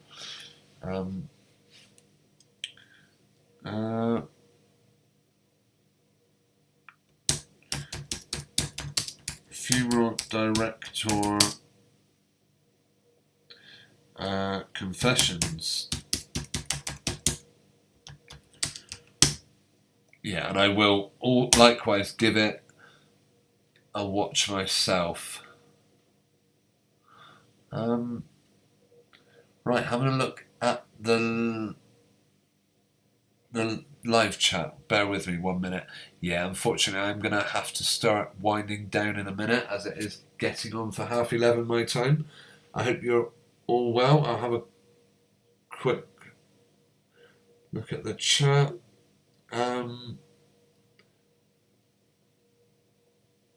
Right. Nick GB suggests people hit the thumbs up. That would be great if anyone wishes to give me a thumb up. Always appreciated. Oh, and Chunky Buster tells us that Brenda Cox took over... Oh, that's a bit weird, isn't it? She took over her sister's constituency. She actually has a very striking similarity, I think. Let's see. Joe and Brenda Cox. I mean, yeah. Okay, just pictures of Joe, not Brenda by the look of it. Or is there some... there, of course, is, I'm not sure if you're familiar with this one. Oh, I can't even think of her name at the moment. We'll click on it. She supposedly in America, she got shot in the head. And Gabby Giffords, that's it. It is absolutely ridiculous. She happens to be married to an astronaut, no less. So, it's full of rubbish. And yeah, they nursed her back to health after she took a bullet to the back of the head. Didn't kill her. Made her talk a bit funny. And made her do a load of speeches. But yeah, comparisons with the Joe Cox case. So yeah, these MPs, who's that might be, 2016. There isn't a lot of information on Brenda Cox, I'll tell you that.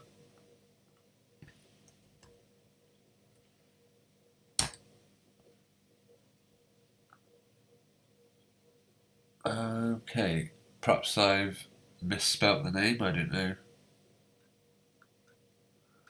I am not sure. Perhaps I got it wrong altogether.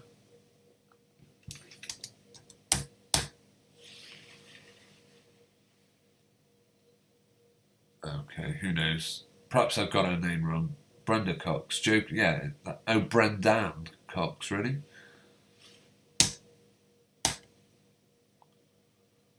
Okay. Brendan Cox is the husband. Gotcha. Okay, yeah, that's a whole new can of worms. Very effeminate looking person now. Alright. Okay, I'm gonna, as I said, start winding down. Chunky Buster, Joe Cox's murder was to swing the Brexit vote. Yeah, I think you're absolutely right. They wanted, was it people that wanted to remain? They wanted to make them look unhinged or whatever. I'm pretty sure it was a Remainer that was supposedly in this story guilty of the death. Or was it just to keep the story going? I mean, was the Brexit vote legitimate? Who knows? Is referendums and voting legitimate? I mean, they always seem to turn out like really close, 48 to 52% kind of thing. Oh, that's the guy getting arrested after killing Joe Cox. Yeah. I wasn't making YouTubes back when that story happened. I wasn't making videos, so I never looked at it. Perhaps it's something we could explore closer. Of course, they've made a charity out of it, haven't they? Meaning, MPs have all got a big tax dodge they can put their money into. Yeah, I am not buying that, unfortunately. Yeah, Phil Wright, you're absolutely right when you say it is just a show. Michelle from Oz says they're building holiday resorts for the unvaccinated. Yeah, I wouldn't be at all surprised. I did come across actually a ridiculous story. I wonder, could I... Right, my better half, as it were, is a fan of weekly magazines, and I saw this story. Hang on, I'll see if I could... have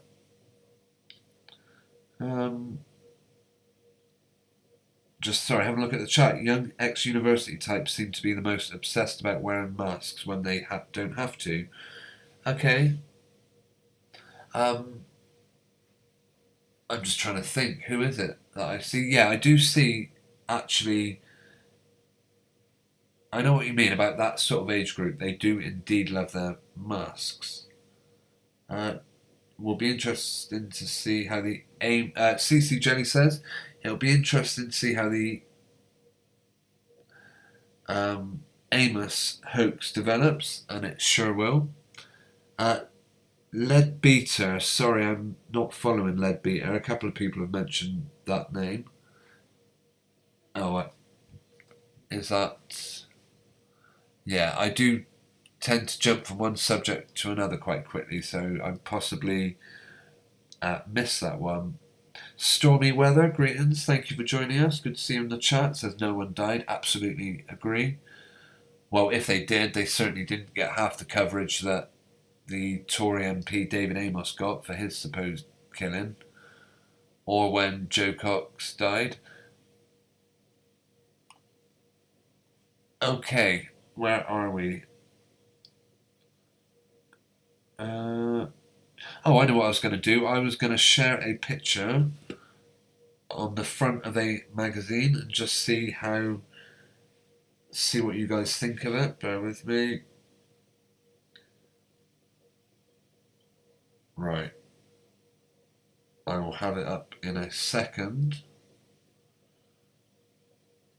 And yeah, I mean, this is typical misleading, sort of misleading stories that are coming out left, right, and centre at the moment. That beep means the picture will be on my computer in a second. Here we go. Oh, never seen that one. Right, this is it, down here. Anti-vaxxers killed my lovely husband. Oops. That story would make you think, the way they describe it, that, you know, like a gang of deranged, unhinged anti-vaxxers attacked this poor guy. I could read the story before I finish up, but compared to what the headline is, anti-vaxxers killed my lovely husband, compared to what you read is night and day, basically.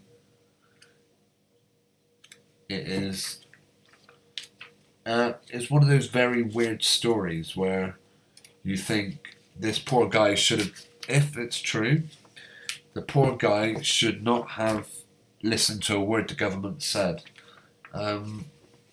Yeah, the woman also jumps to conclusions. Where are we? So bear in mind they've come at us with this headline, and then inside the magazine they've got a slightly less dramatic headline that said, "If you'd listened, you'd still be alive." Again, another really difficult claim to prove, because it would seem when you look for a cause of death, you look for what might have happened, what the person did do. You don't look at what didn't they do. But with these sorts of stories, say, for example, a cause of death isn't, well, I never took, I forgot to take, well, why did they die? Because they didn't take their medication. Well, no, that isn't a cause of death, for example. Here we are. My husband, Bob, was not a stupid man. He ran a successful business, blah, blah, blah. A lifelong battle with his weight. All right, when he was neurotic, and when COVID struck last year, he became extremely worried. A lifelong battle with his weight meant that my husband was a 3 or 4 stone heavier. Anyway, let me just see. Basically, he was holed up in his flat. Oh, that's her son they're talking about. Oh yeah, his answer was to, this is during the first lockdown, his answer, this guy that we see in the stripy blue top, was to lock himself away. He immediately banned visitors from the house and insisted I take the first lockdown as seriously as he did.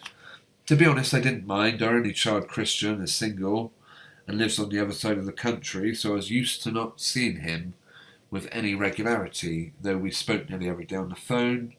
He was holed up in his flat with his partner Gareth. A minute ago you said he was single. What are you on about? And was coping well. Okay. We actually had some great times in the first months. Bob started to relax a little when he saw the steps the authorities were taking. Who cares what the authorities are doing? If you're not sure where I'm reading this from, it is this paragraph here. Once the government started taking steps, like forcing people to wear, well, trying to get people to wear masks, the guy started relaxing. His wife, I retired a couple of years ago and Bob was able to handle his business from home. It had been a while since he'd been on the front line and the management side could run it by phone. Bob even started to do something about his weight. They came up with meal plans. Okay. And then he lost some weight. He also started to work on the house and garden. By last Christmas, as the COVID figures started to creep up, you mean flu figures, but whatever, Bob was in a lot less bothered than he was when the pandemic originally struck. You mean when the government originally told people they shouldn't go out and see people. And of course, by the end of the year, everybody was talking up the imminent arrival of the vaccines. Well, the press were doing that, no one else actually. Well, maybe some people were, but not half as many as the press would have you believe. I was one of the millions of people around the world who welcomed the news with open arms. If not a cure, surely it was going to be our pathway out of this worldwide disaster. Yeah, good one. As it turned out, people were expected to take not only a second shot, they were also told they had to take boosters every 6 months. Where are we?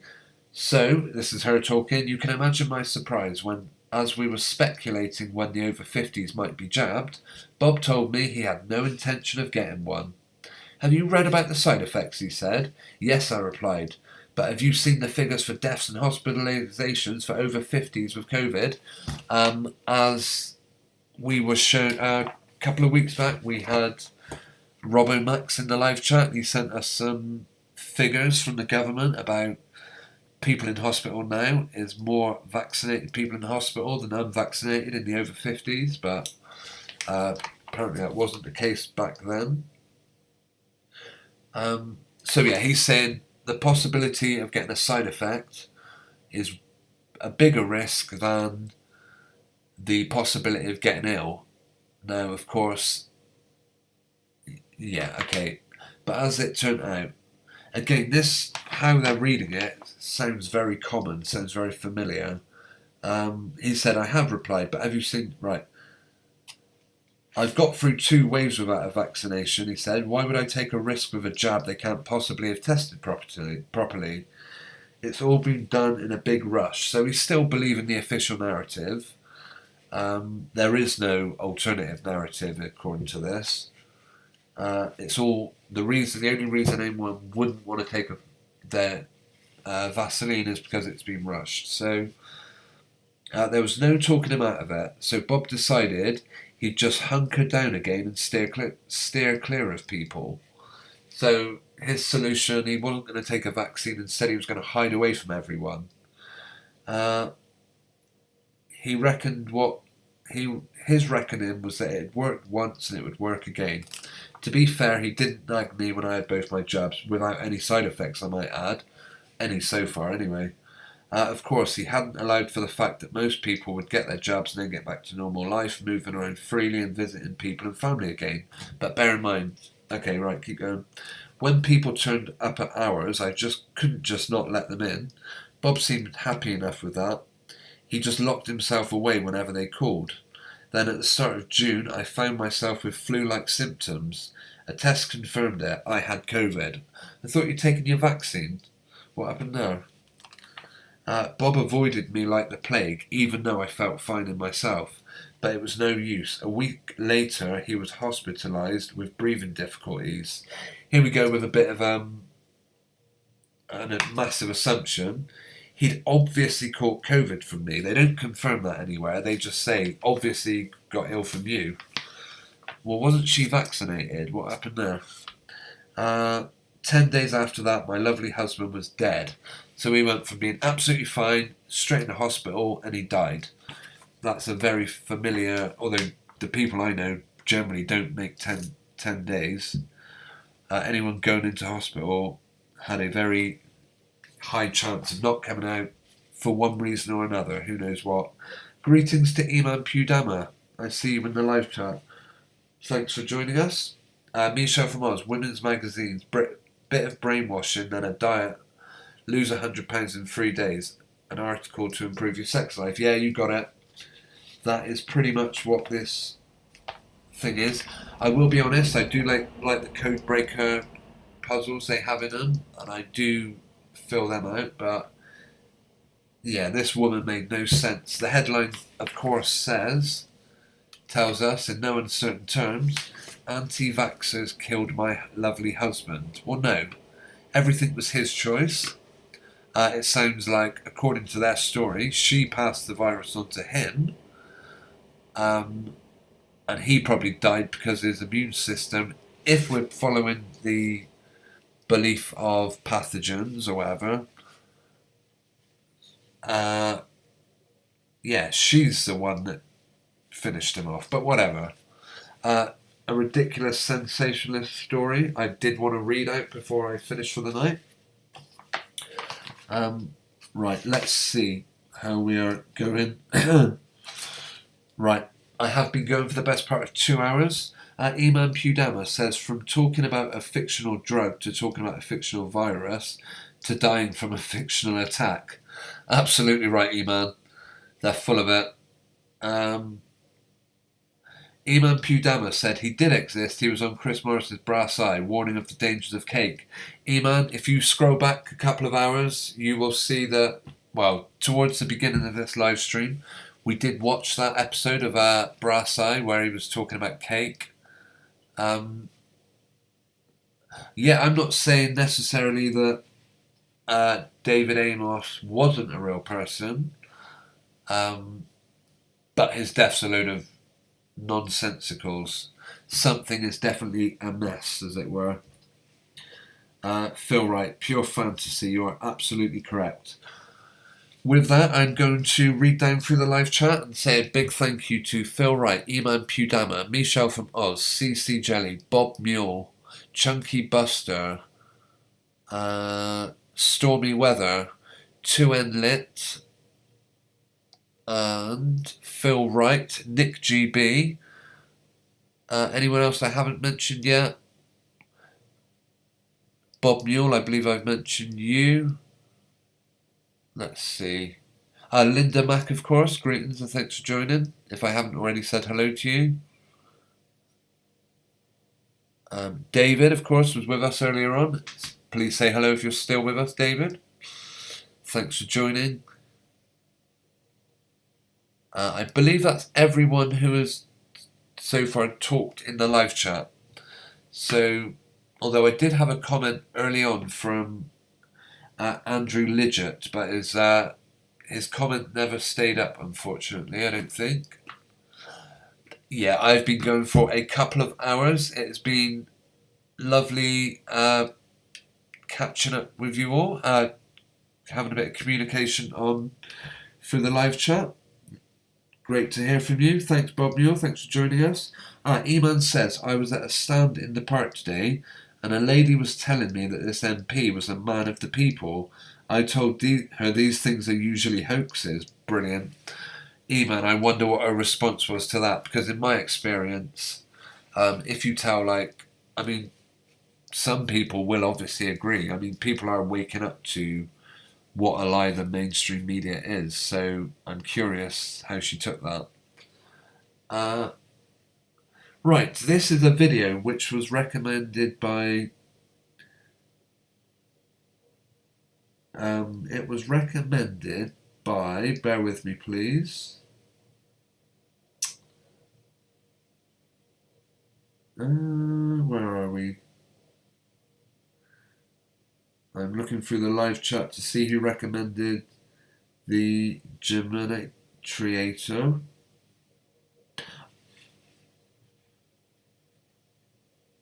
Let me see. It was... Oh, I can't find it. I'm sorry. Oh, Chunky Buster earlier on mentioned about a shooting in Portsmouth, pump action 12 bore. Would have been a lot of blood and none. Sorry, I haven't seen that one actually. Don't tell me he had his passport on him. Yeah, probably. Right, it was Linda Mack that mentioned Gematria85. I'm not from channel I'm familiar with. However, I am happy to watch it as we play out this evening. I will, God willing, be back next Sunday for another live stream. Sometimes I find myself a bit busy on a Sunday, but if I'm available, I will certainly be live again. If I'm not available Sunday, then I'll probably push it to Monday or Tuesday, maybe Wednesday. Last week I ended up doing it on Thursday. Right, I'm guessing by the sound of this guy's name, Geometrinator, that he is into the numbers. Some of these numbers kind of go over my head. I don't always get all of them. Single reduction, reverse reduction, not something I'm massively familiar with. So, here once again is a link to this video that we're going to watch. I will probably just play maybe 5 to 10 minutes of it because it goes on for half an hour and I don't want to completely steal this guy's video.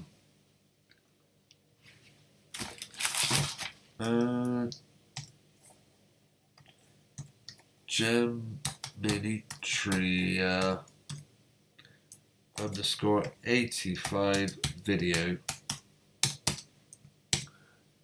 Okay, I put a link in the live chat to anyone that wants to watch this video in its entirety. Thanks hugely to Linda Mack for suggesting it, and big thanks to everyone actually who has tuned in tonight. I'm not going to play this whole 30 minutes, but we'll have maybe 5 to 10 minutes. I do need to go on to this. Right, bear with me. I should have a... Sorry, it won't be a minute. I'll just get everything set up.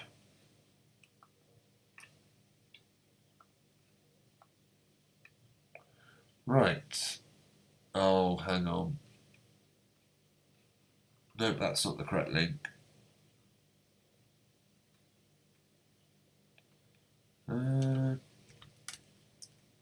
That's what we want. Right, I'll just mention video by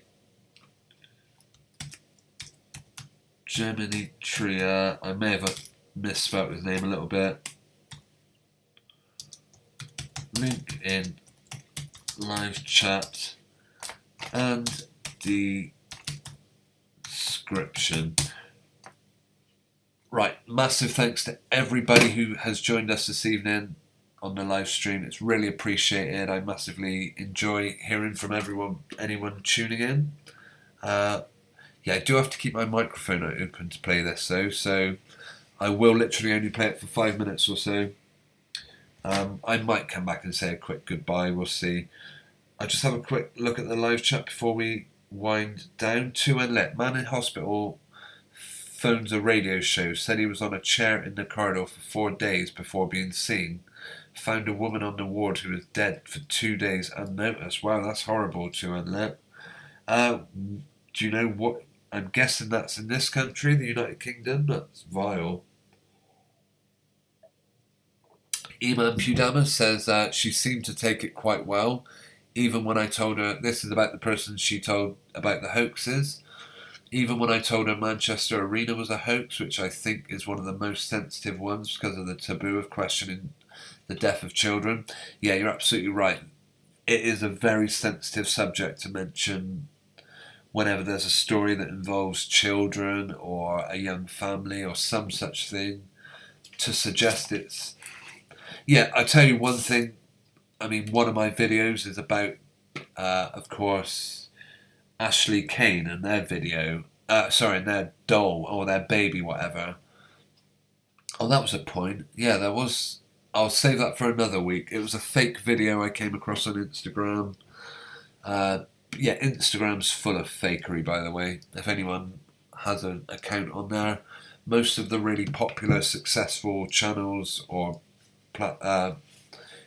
accounts, yeah, they're all just using fake footage, in my opinion. Not everyone on Instagram, but a lot of them. Okay, this is where I have to tell myself to stop, or else I will be rambling for the next 2 hours. It's been great catching up with everyone. Thanks to everyone who joined us in the live chat. I will be back next week. Have a wonderful week, everyone, and yeah, huge thanks. for joining us, for tuning in, and especially for those in the live chat. Have a good week, people. Good night. And here is Jimmy Trinator 85. The link is in the chat and the description.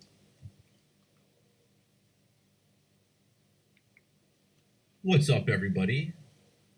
It's October 17th, 2021. Welcome to this early morning edition of the live stream.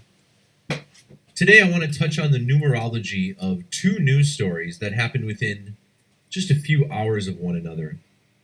First, we're going to talk about the fatal stabbing of a member of Parliament, David Amiss, who represented the South and West constituency in Britain, dying in church of a stabbing on October 15th.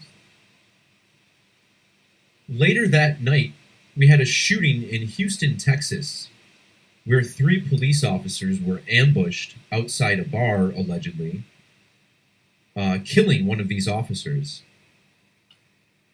And in order to understand the numerology of both of these stories, we're going to examine, again, the Society of Jesus, also known as the Jesuit Order, and how the numerology of this organization was heavily attributed in both of these news stories.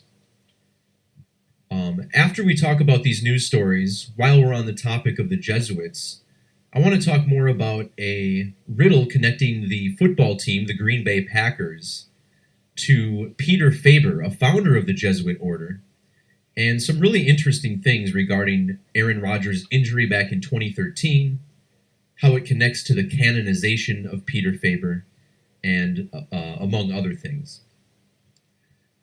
But first, let's focus on the main number connecting these two stories. So October 15th is the 288th day on the Gregorian calendar. And using the standard alphabetic order, David Anthony Andrew Amiss MP sums to 288.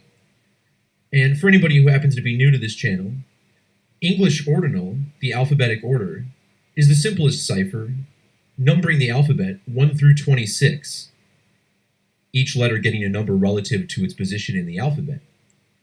This cipher can also be reduced, each double-digit number dropped to a single digit. This is also called Pythagorean gematria. And as we go on, we'll also look at the extended methods, particularly Latin, also known as Jewish gematria, which uses the ancient Latin alphabetic order. So in ordinals, David Anthony Andrew Amiss MP, which is an official title for members of Parliament, sums to 288. And later that night, we had a shooting at the Houston Police Department members. And notice how 288 is also the ordinal value of Houston Police Department. Furthermore, October 15th leaves 77 days on the calendar. Notice how Houston sums to 77 using the reverse alphabetic order. And the number 77 is significant to police shootings in the state of Texas. You may recall back in the year 2016, there was a murder of 5 police officers, and that occurred on the date July 7th, written 7/7.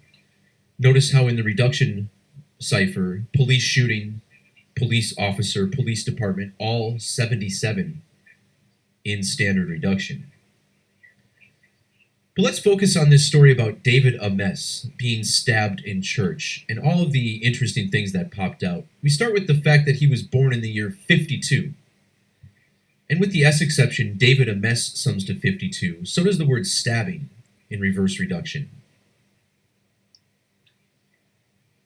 On the date he was stabbed, Amiss was a span of 204 days after his birthday. Notice how in Jewish or Latin gematria, the word stabbed equals 204. This word also has gematria of 46, connecting to the numerology of the date he was stabbed. Notice his birthday also had a life lesson number of 46. And 46, the reduction value of sacrifice, which is a very significant word in this story, as we'll see. Sacrifice summing to 46. He was a member of Parliament, which also has that 46 value.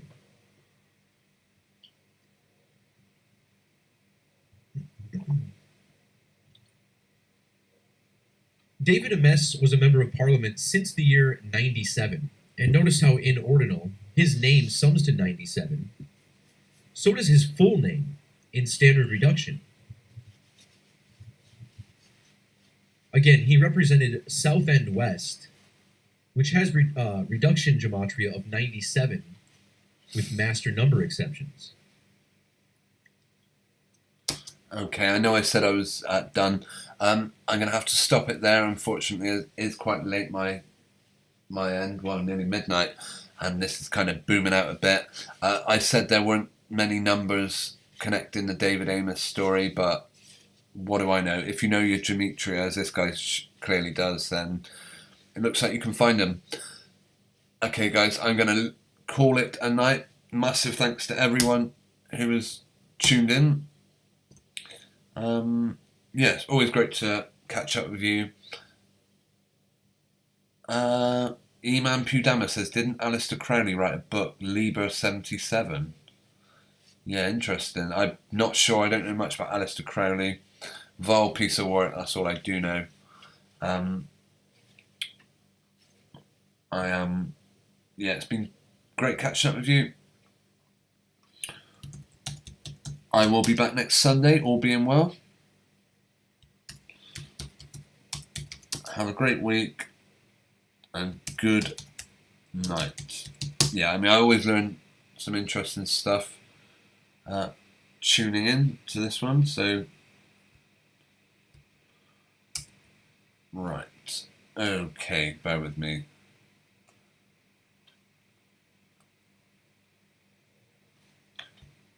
Alright, good night everyone. Have a good week. Be back soon.